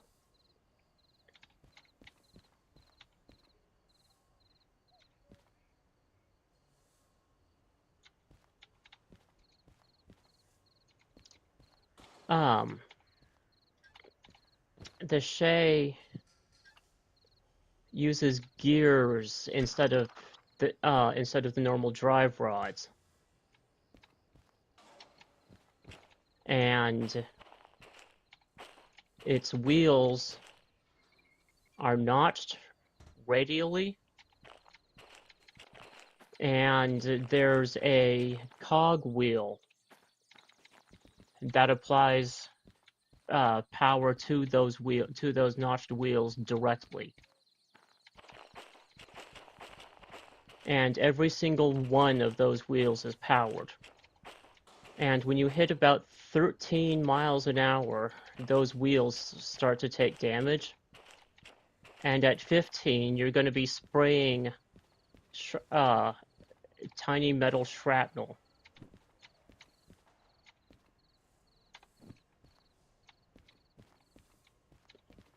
And you'll have to send someone out to collect all the pieces as it passes. So operationally, they were limited to 12 miles per hour, because their gauges weren't precise enough to do 12 and a half. What? Oh, B3, son of... Okay. Well, I ain't going out, I ain't backing out. So we're going in forward.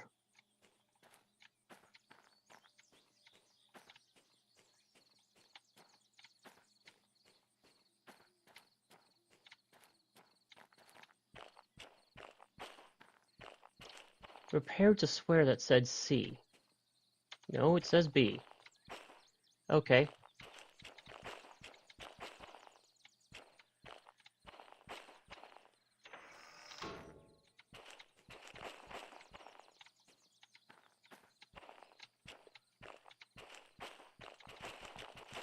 And then this one's lined correctly, and we have to pass through that one.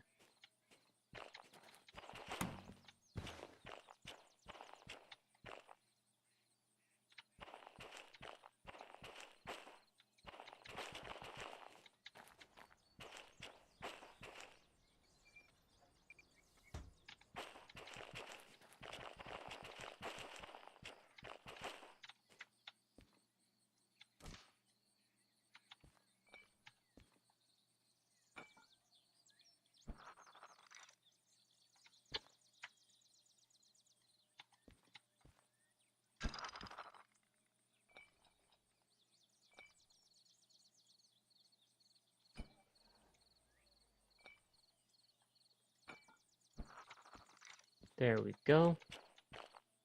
There's still a brake pipe problem? I did not open the angle cocks. Cylinder cocks, whatever.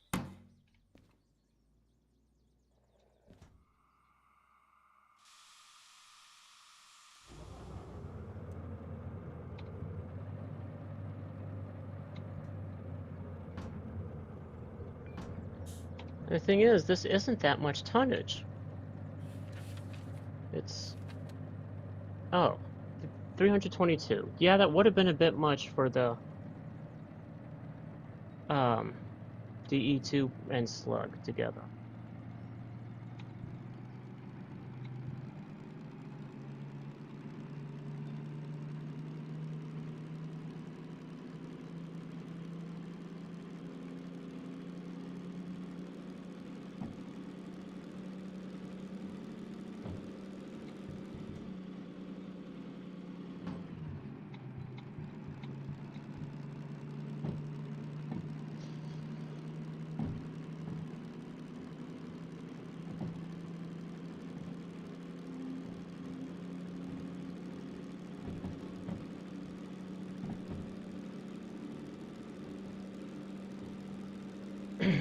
Yeah. The Shay was intended for logging operations in the Rocky Mountains. It laughs at things like 3% grades.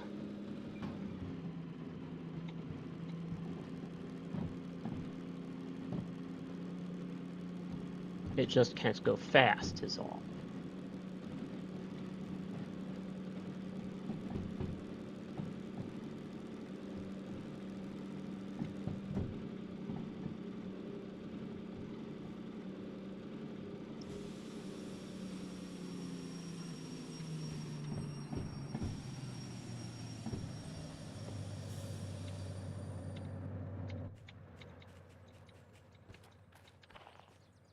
Ah! Less than a yard.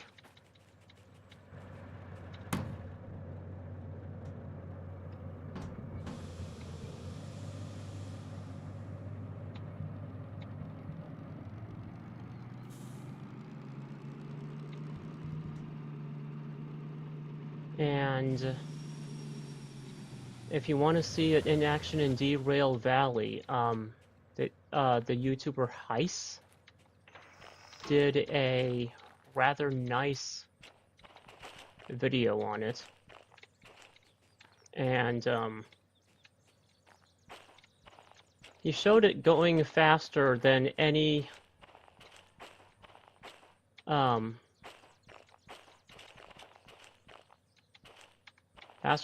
Shay has gone before, except maybe as part of a runaway train, because it got all the way up to 40 miles an hour. And I just explained to you why it can't go above, why it's unset, why it takes damage at more than 12.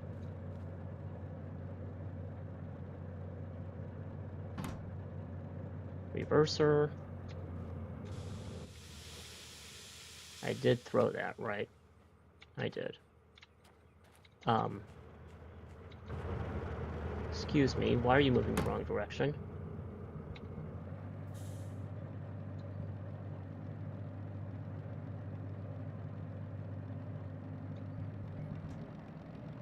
Move backward. Thank you.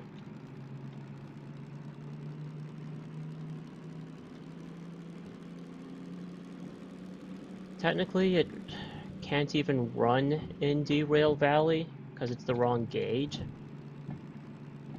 The Shay was a narrow gauge locomotive. Its concept, I'm not entirely certain would have worked on standard gauge.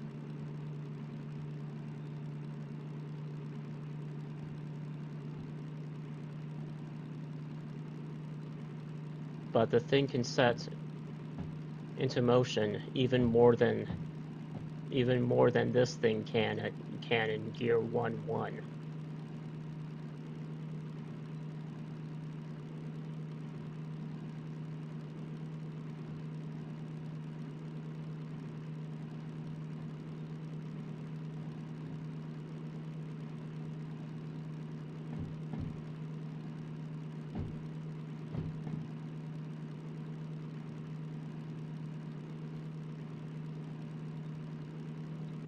Yeah, this is a good speed for what we're doing.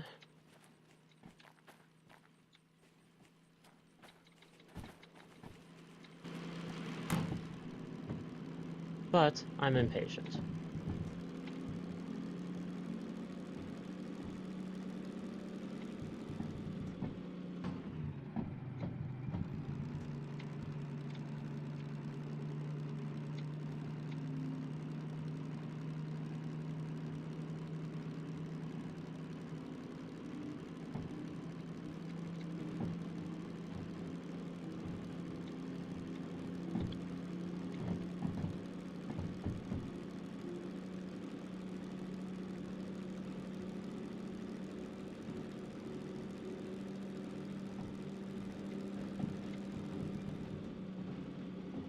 Throttle.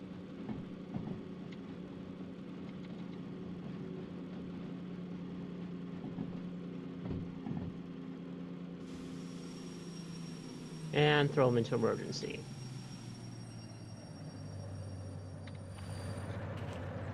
Boy, I tell you, If this were a real railroad, my dispatcher would not like me, because that is so much, that would be so much paperwork.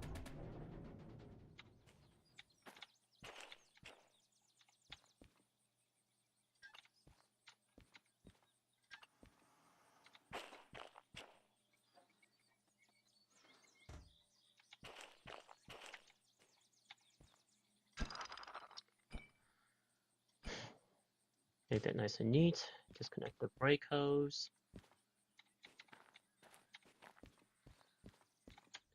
Now then, station master, are you happy? Oh, what now? They're on B3 incoming.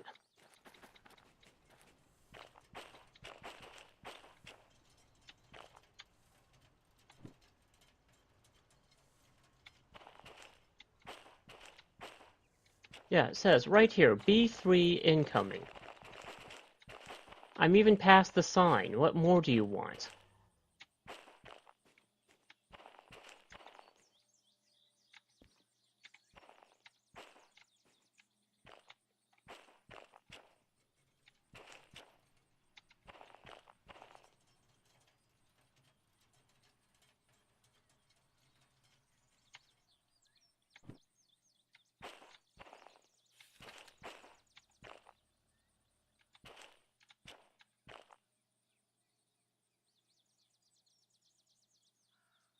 Oh, I do not like this implication.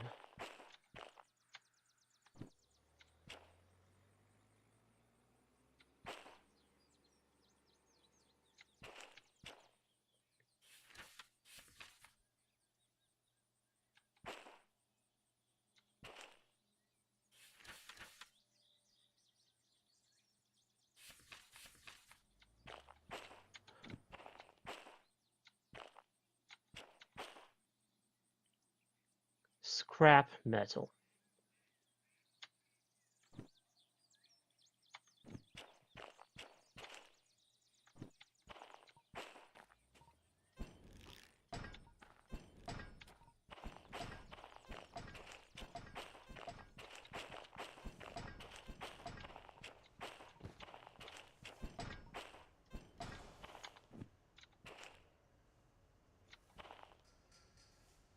How did that happen?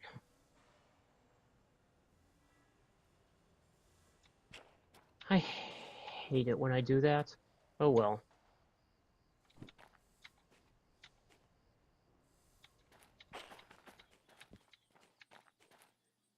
And I forgot to bring the hand car anyway.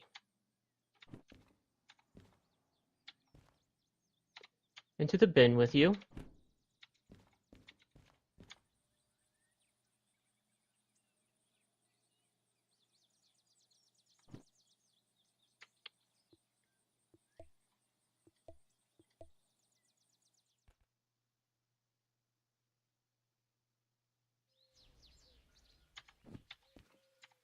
Ah.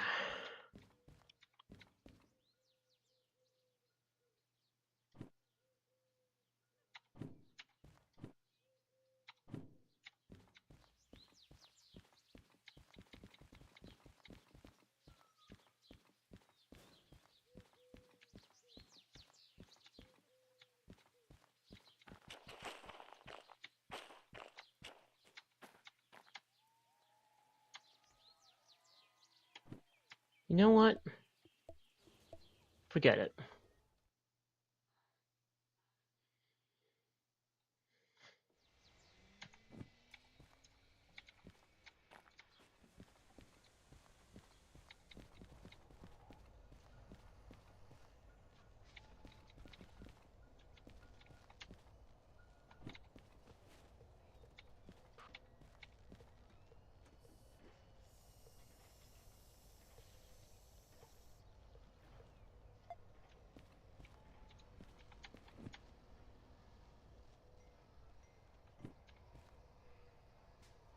Which direction is oriented out of here?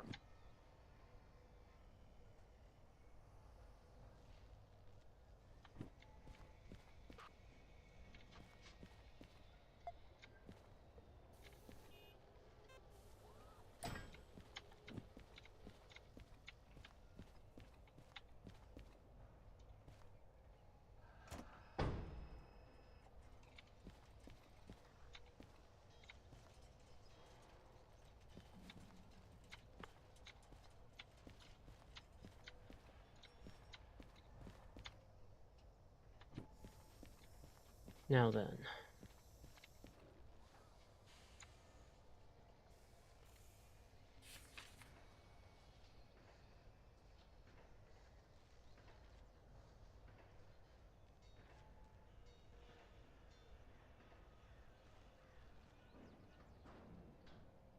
Alright, so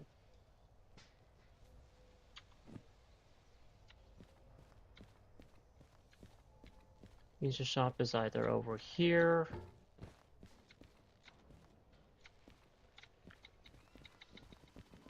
Nope, which means it is over this way.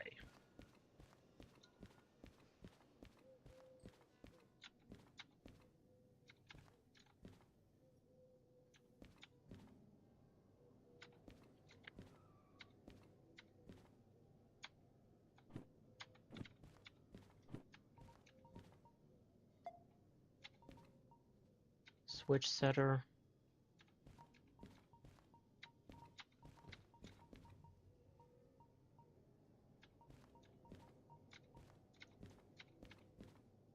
Mount strip medium. Where are you?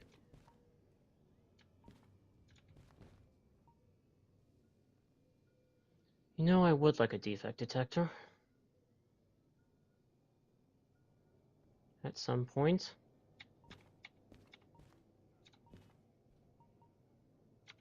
I'm going to need those eventually.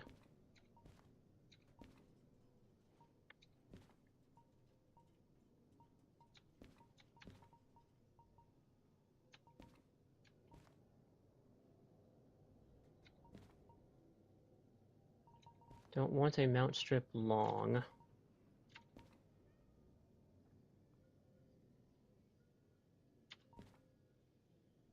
Oh, yeah, I've done that before too. What's worse is when you haul the wrong consist, which I just did.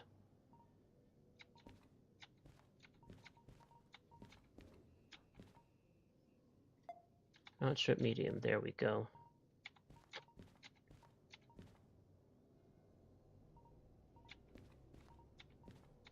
Now then, I was under the impression that every shop sold. Here we go.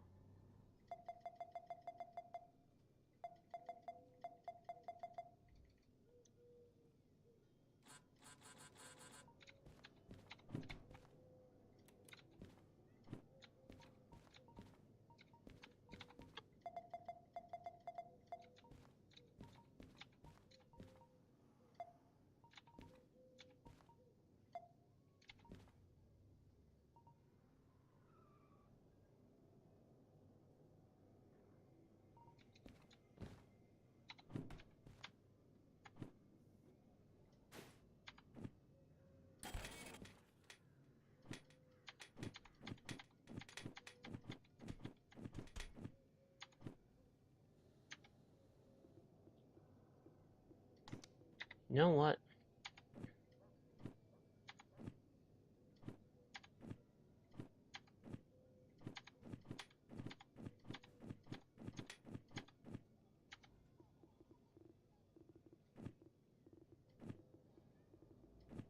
All of you can go straight into this crate. I'll have to transfer you.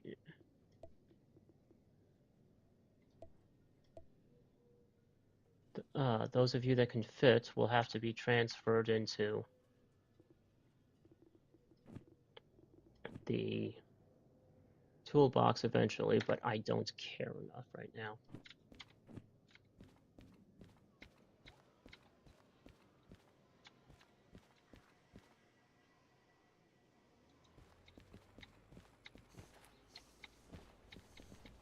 Now then, where's that technically no longer a bus?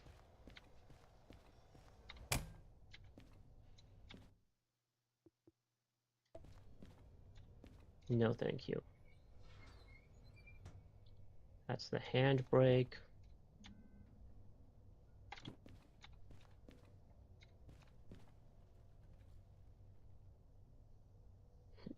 What do you mean there's not enough space? There's plenty.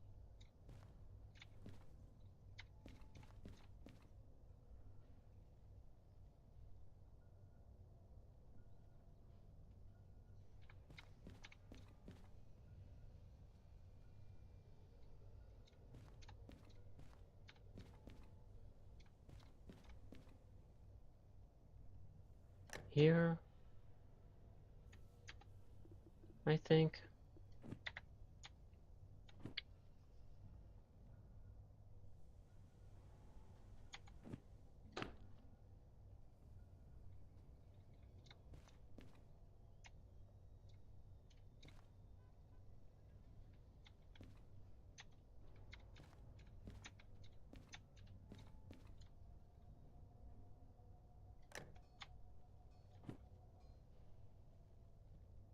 Yeah, that'll work.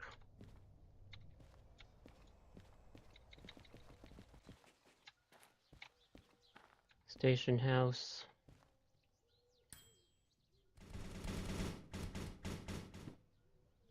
Now then, which one are you?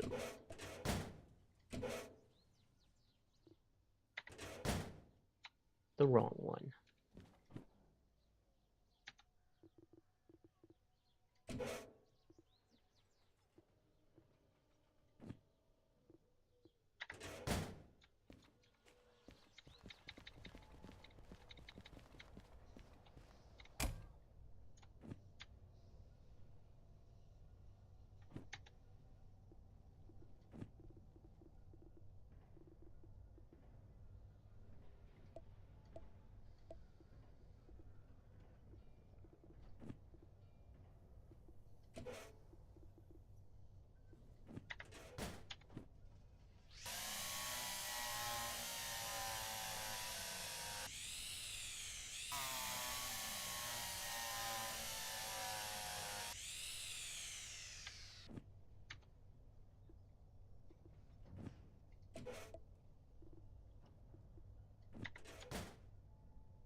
I always find it mildly interesting that you can always drill straight down like that and not hit any wiring. And this is not at all how soldering works.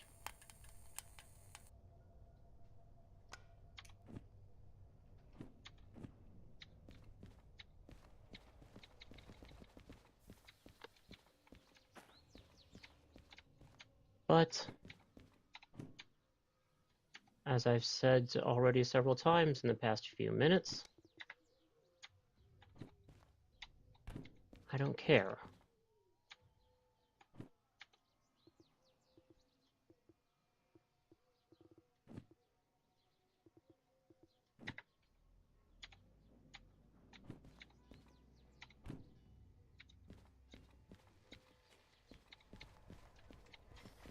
Okay then.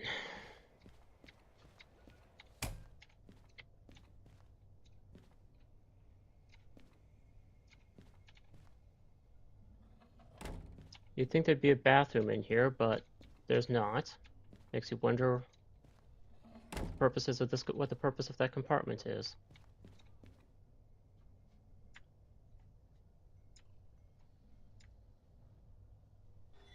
Cut in the brakes. That's the throttle. That's the reverser. That's the starter. Cab heater, don't care.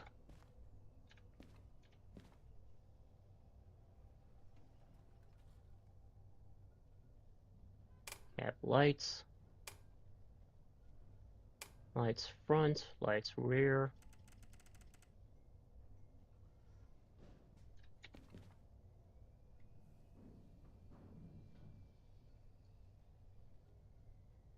Sand is on empty, supposedly.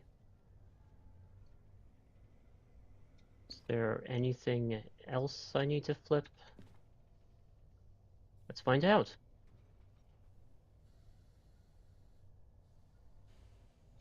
Don't hear anything.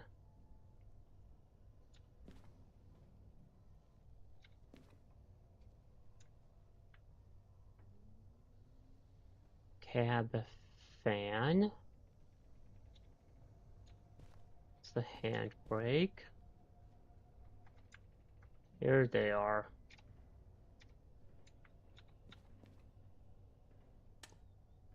Starter, electrics.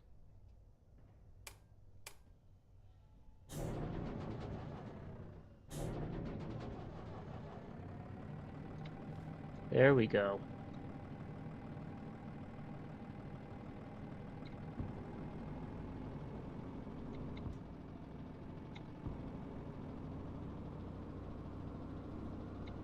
Whoop. Put it in drive. So I hope that's drive. That's drive.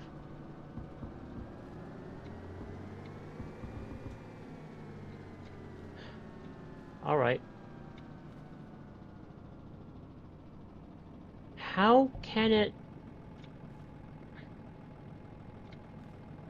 There's 2 gear shifts. Forward, backward, and neutral. And 0 to 5.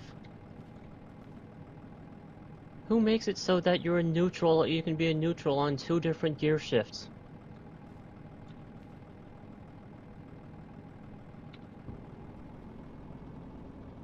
Yeah, but the DM3 has 2 gear selectors. I wasn't expecting the gearbox to have a second neutral. The DM3 isn't that stupidly designed.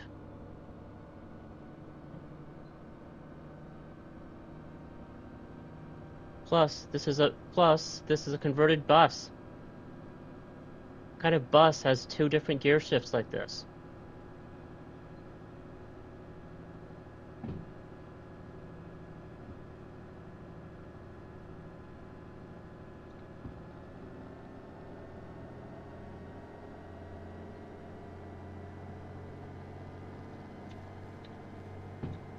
Welcome, Ruby Red Spartan, by the way. Yeah, that's why I didn't expect it to have 2 different neutrals. The DM3 only has 1.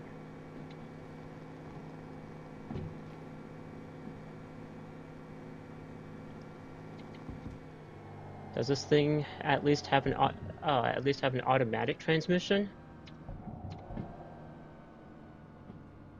Or is it stick shift too?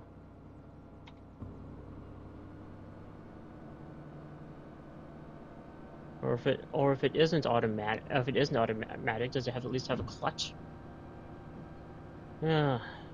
Probably not. Because it would have had to do substantial work for people used to driving trains.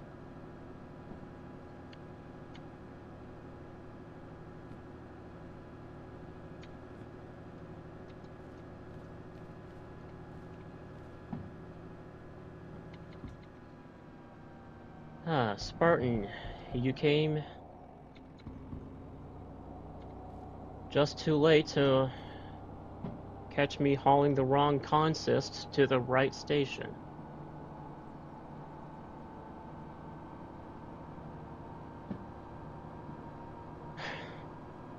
I should be at the sawmill right now, but I hauled a steel mill consist there by mistake.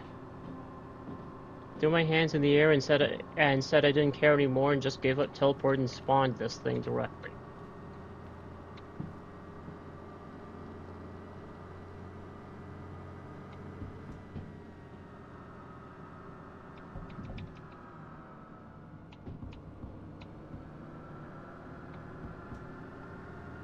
Yeah, sure, we'll just send it.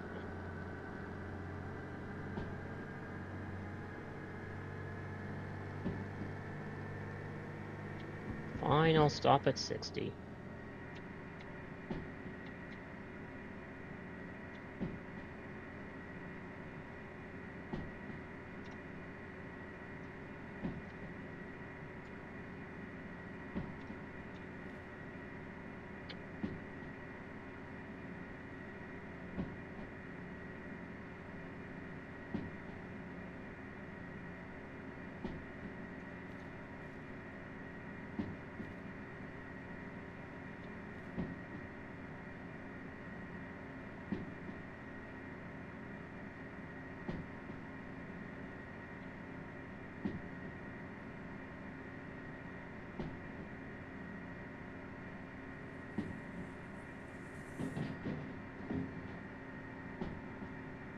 Doesn't even have an independent brake. It only has a train brake.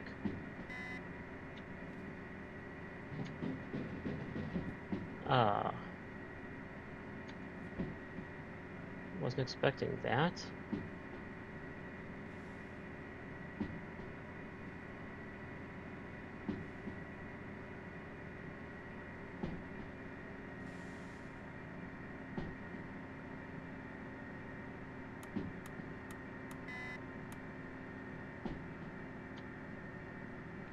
Is to the right correct? Yes, it is.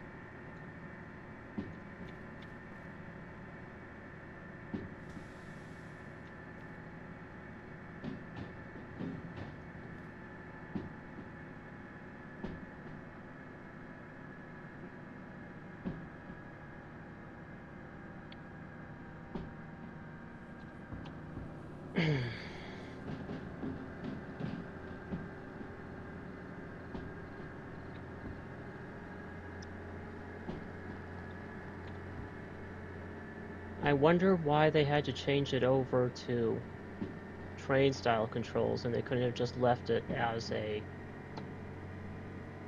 normal, you know, bus control panel. Probably something to do with regulations. Oh, that is way too fast.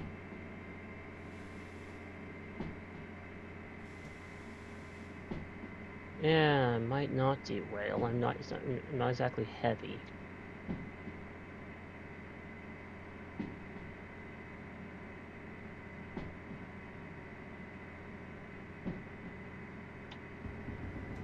You know what? I paid for the second half of that speedometer. I'm gonna use it.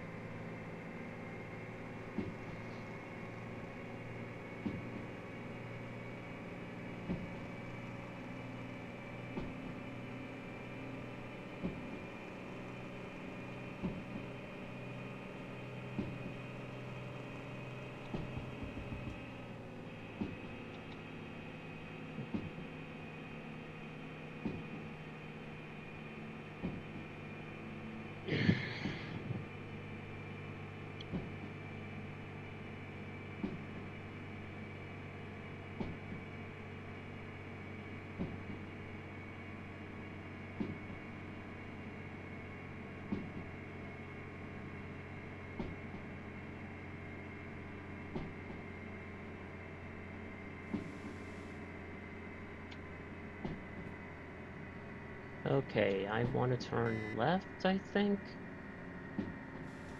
Yeah, left.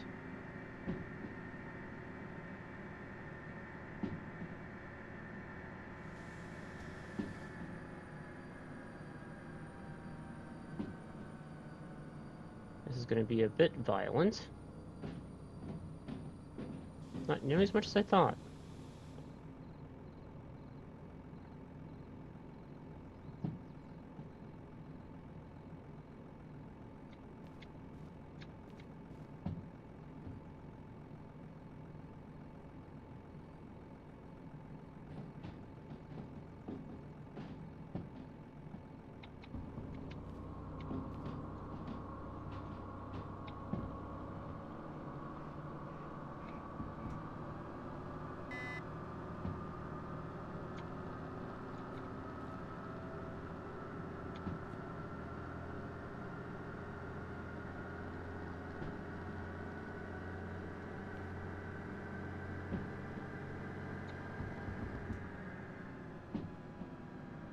Plenty to the right.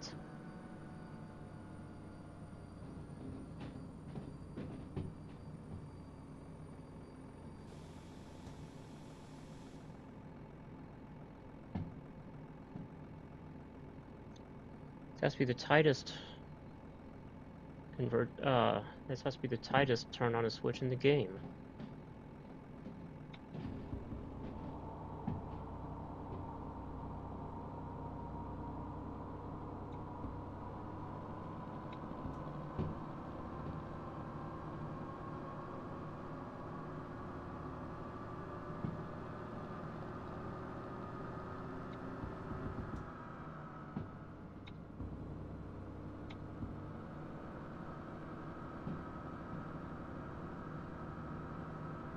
Well, at least it behaves like a bus and not, you know, a whole heavy locomotive.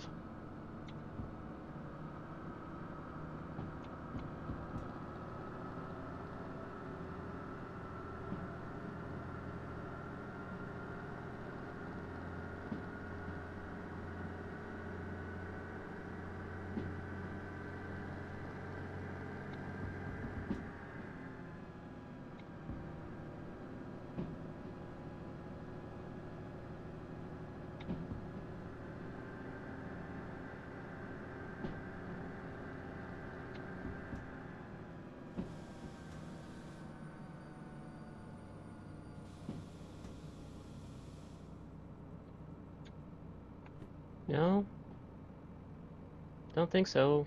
I can still go this way. Probably would have been better if I'd gone the other way, uh, but this route will still get me there.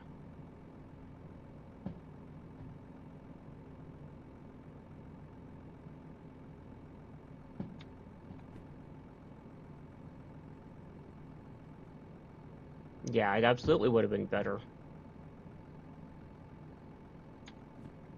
if I hadn't routed through the sawmill, but eh.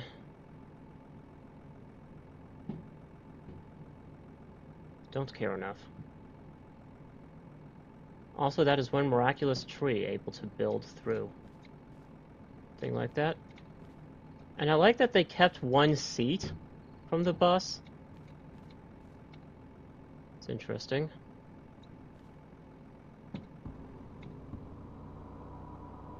Yes, I am heading for City South. I just didn't think about which route would be more efficient. I just went with the original plan of going up through the sawmill and back through the sawmill.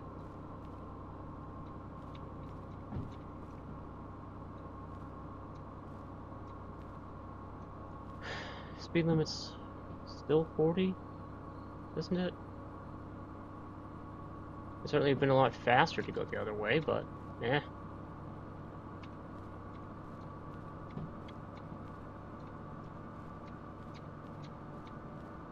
It's technically not a bus that I get to have fun with.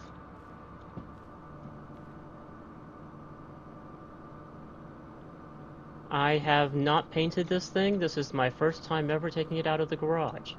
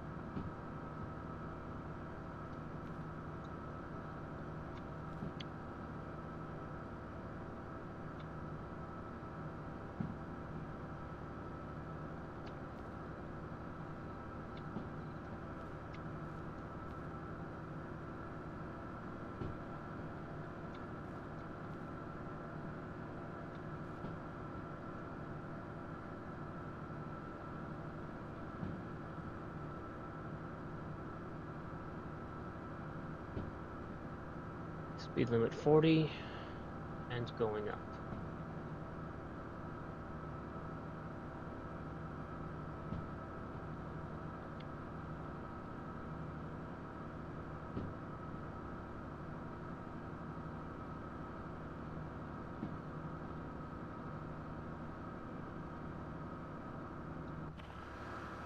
That was the wrong button.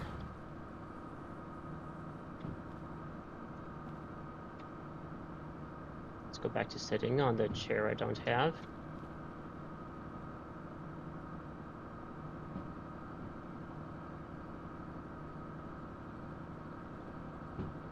Speed limit 60. Since this thing is so light, I can probably get away with going 20 above on most speed limits here.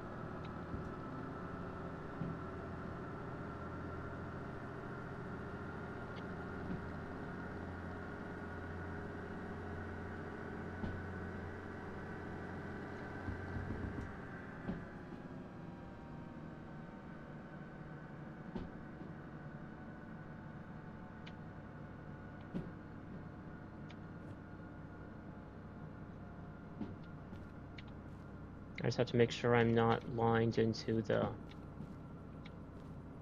caboose or my locomotive.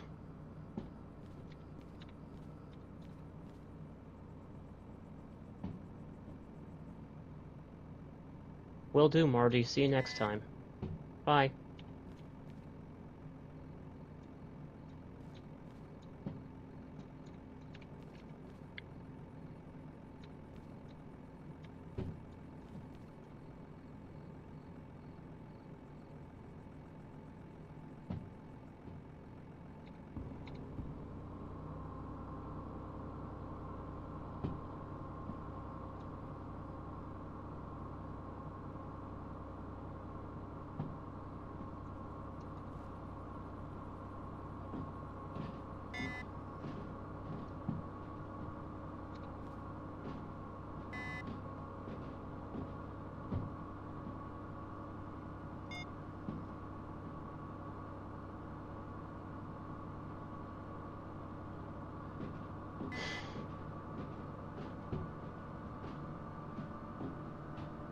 There's the locomotive I came to the sawmill in. Not the steam engine. The nicely painted, technically not Mavis. And there's my caboose.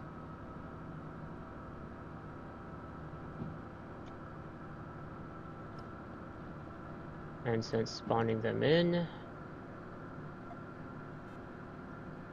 is free on this difficulty, I am not going to bother moving them.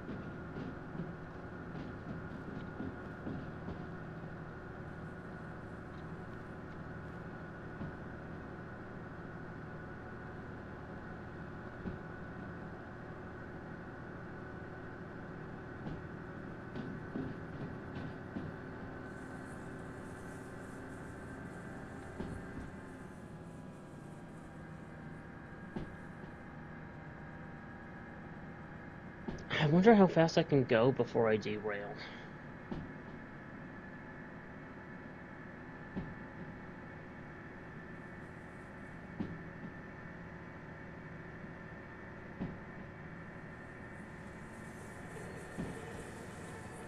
This curve is pretty tight.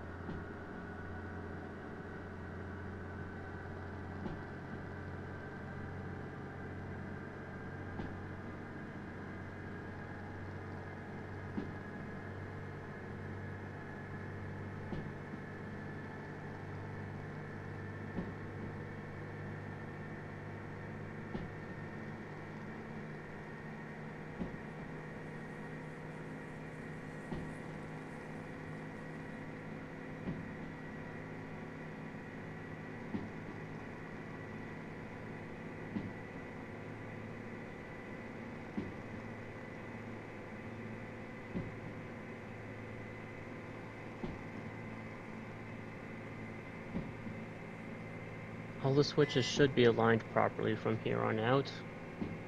Because I did get to the sawmill from City South successfully.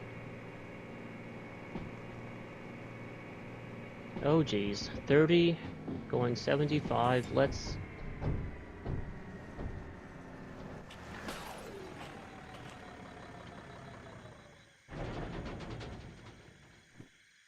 hit the brakes.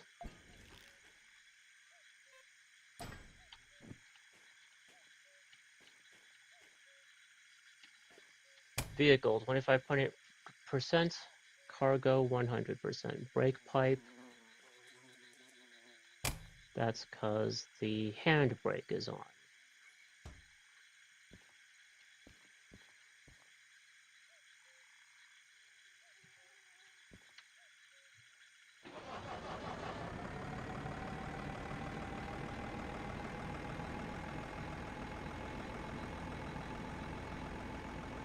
Now then, what else is wrong with the brakes?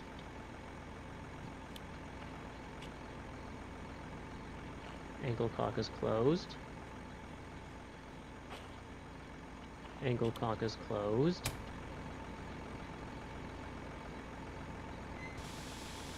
Brake cutouts.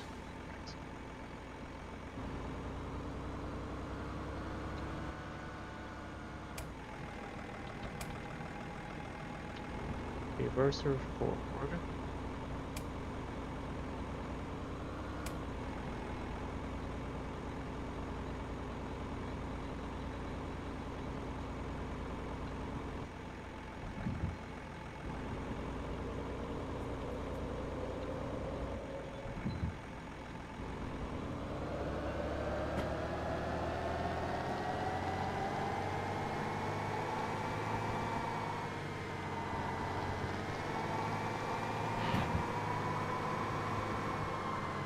Nope. Manual transmission. But then, from what I'm told, those are very, very common in Europe.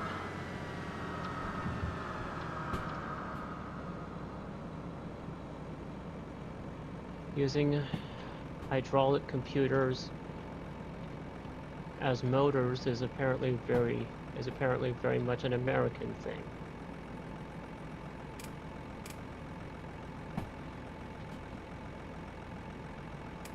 And the headlights are out.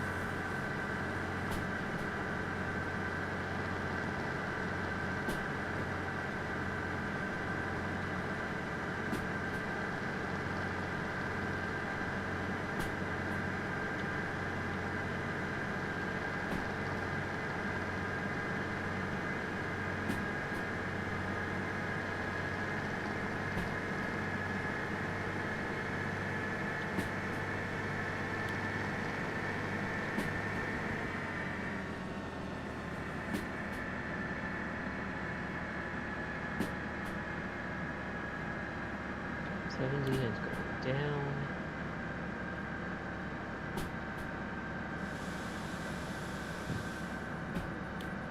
Can still do that while holding the flashlight. That's good.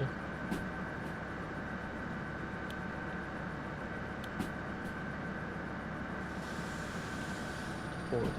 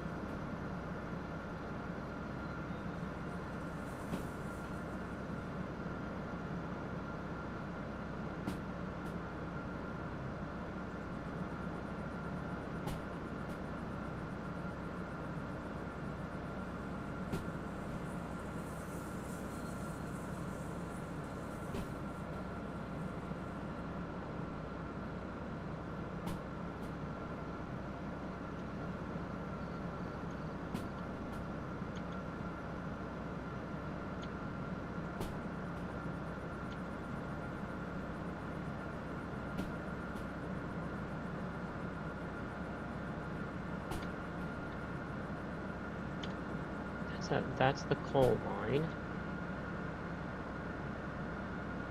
And I think I'll just go get another glass of water. Without pausing, and we'll see what happens.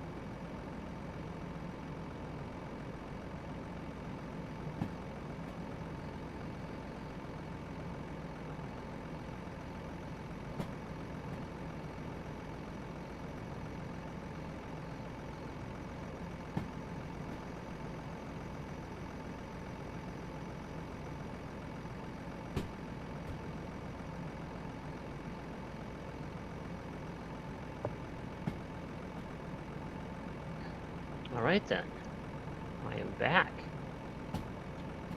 and nothing has befallen us. Problem is, I don't know the current speed limit, so I don't know if it's safe to hit the gas.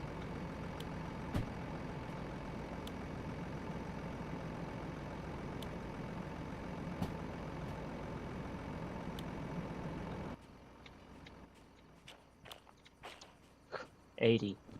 I think we'll be fine. And again, last time I said that, we did all this.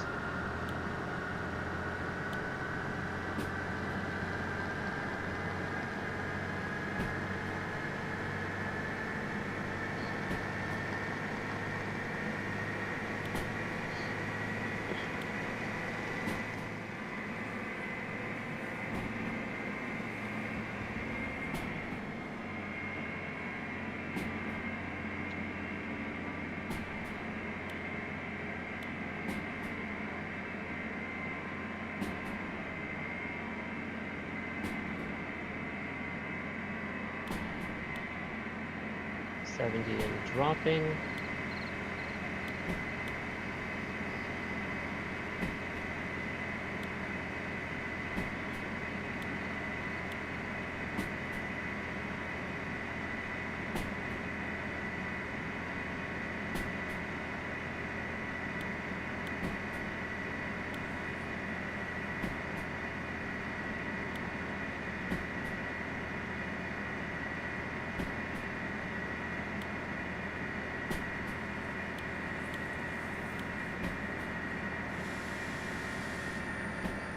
Down to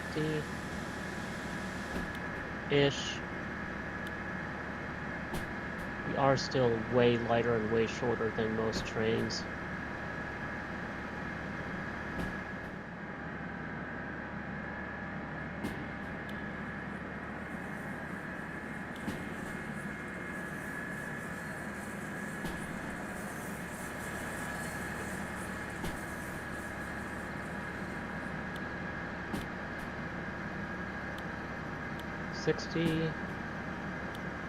Yeah, I'm fine coasting.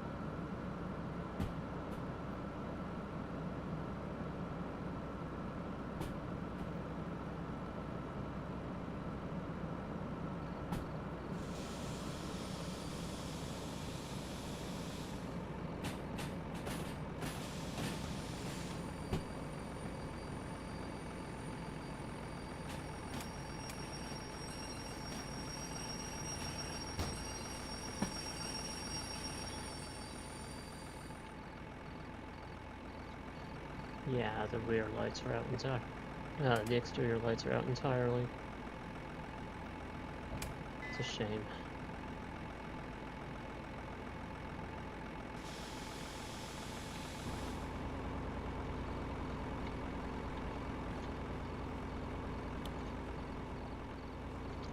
Ah, did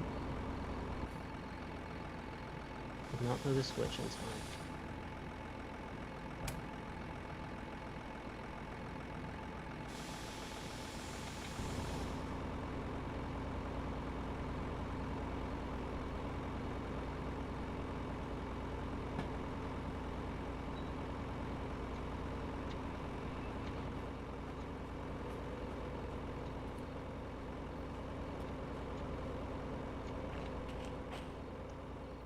Oh, I did throw the switch in time.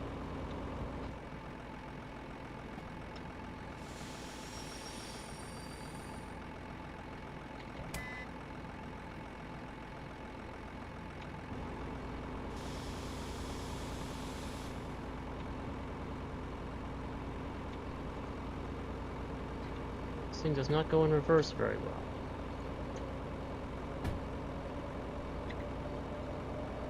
Does it work with the locomotive remote?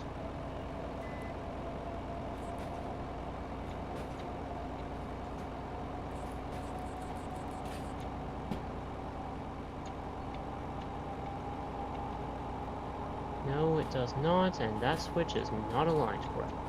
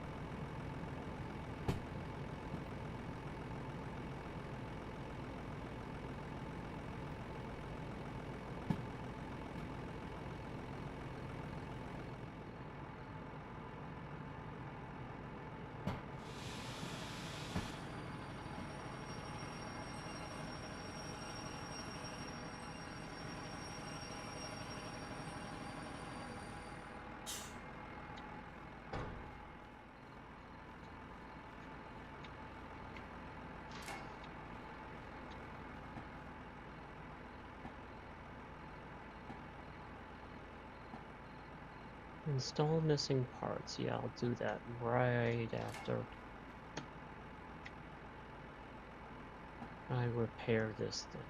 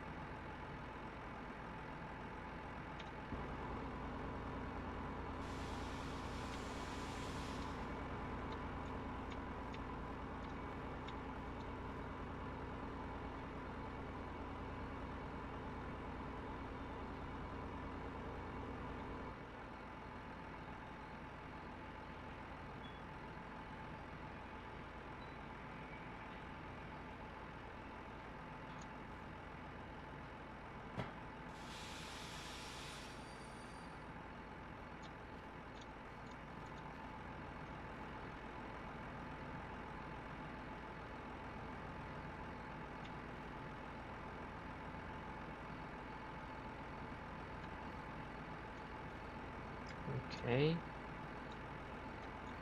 Can't stop it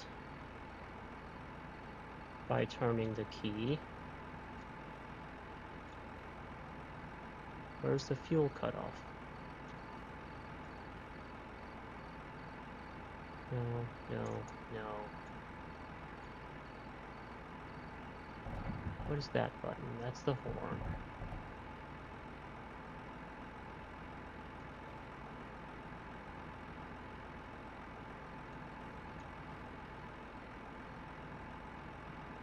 Oh, don't make me despawn this to turn it off.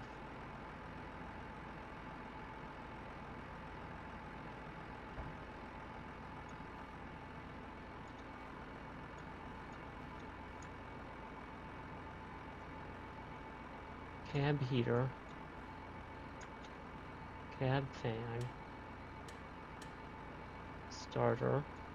Electrics. Wouldn't have let me...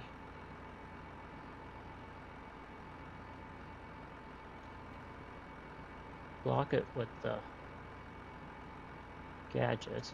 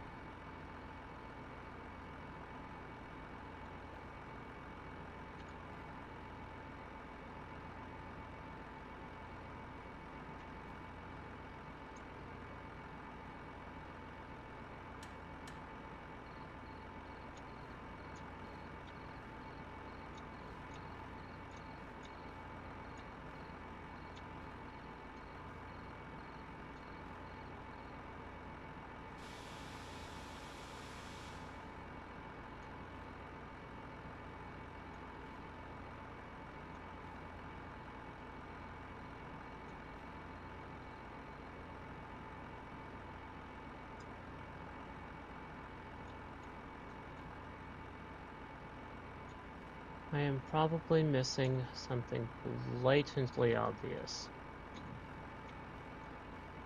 But I cannot find this thing's off switch.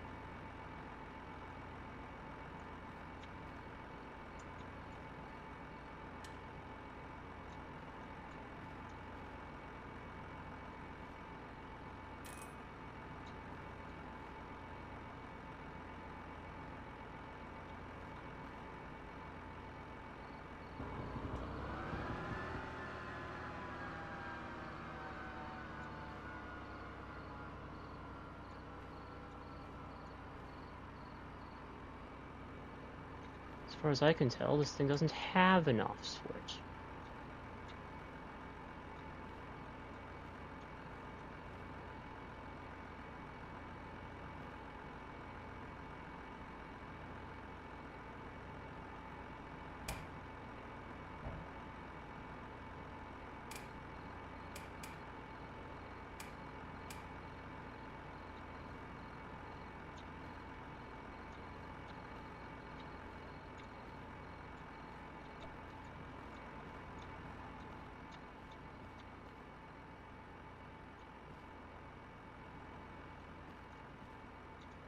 What do you mean, no vehicle?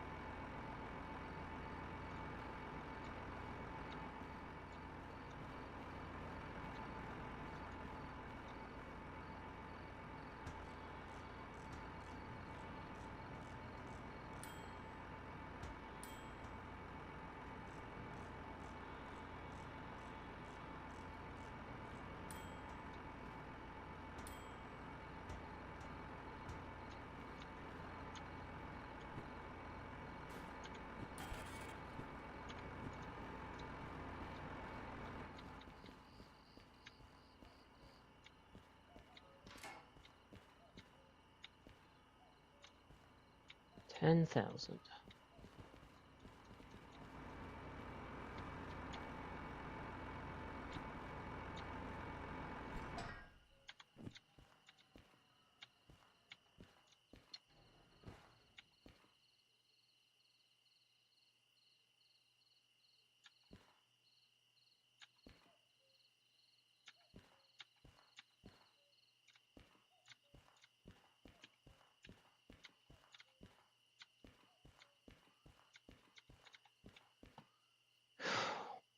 Well,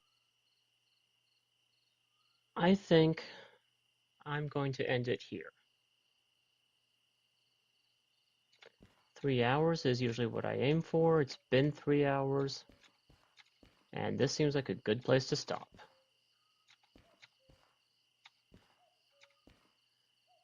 Thank you for watching, everyone. Goodbye.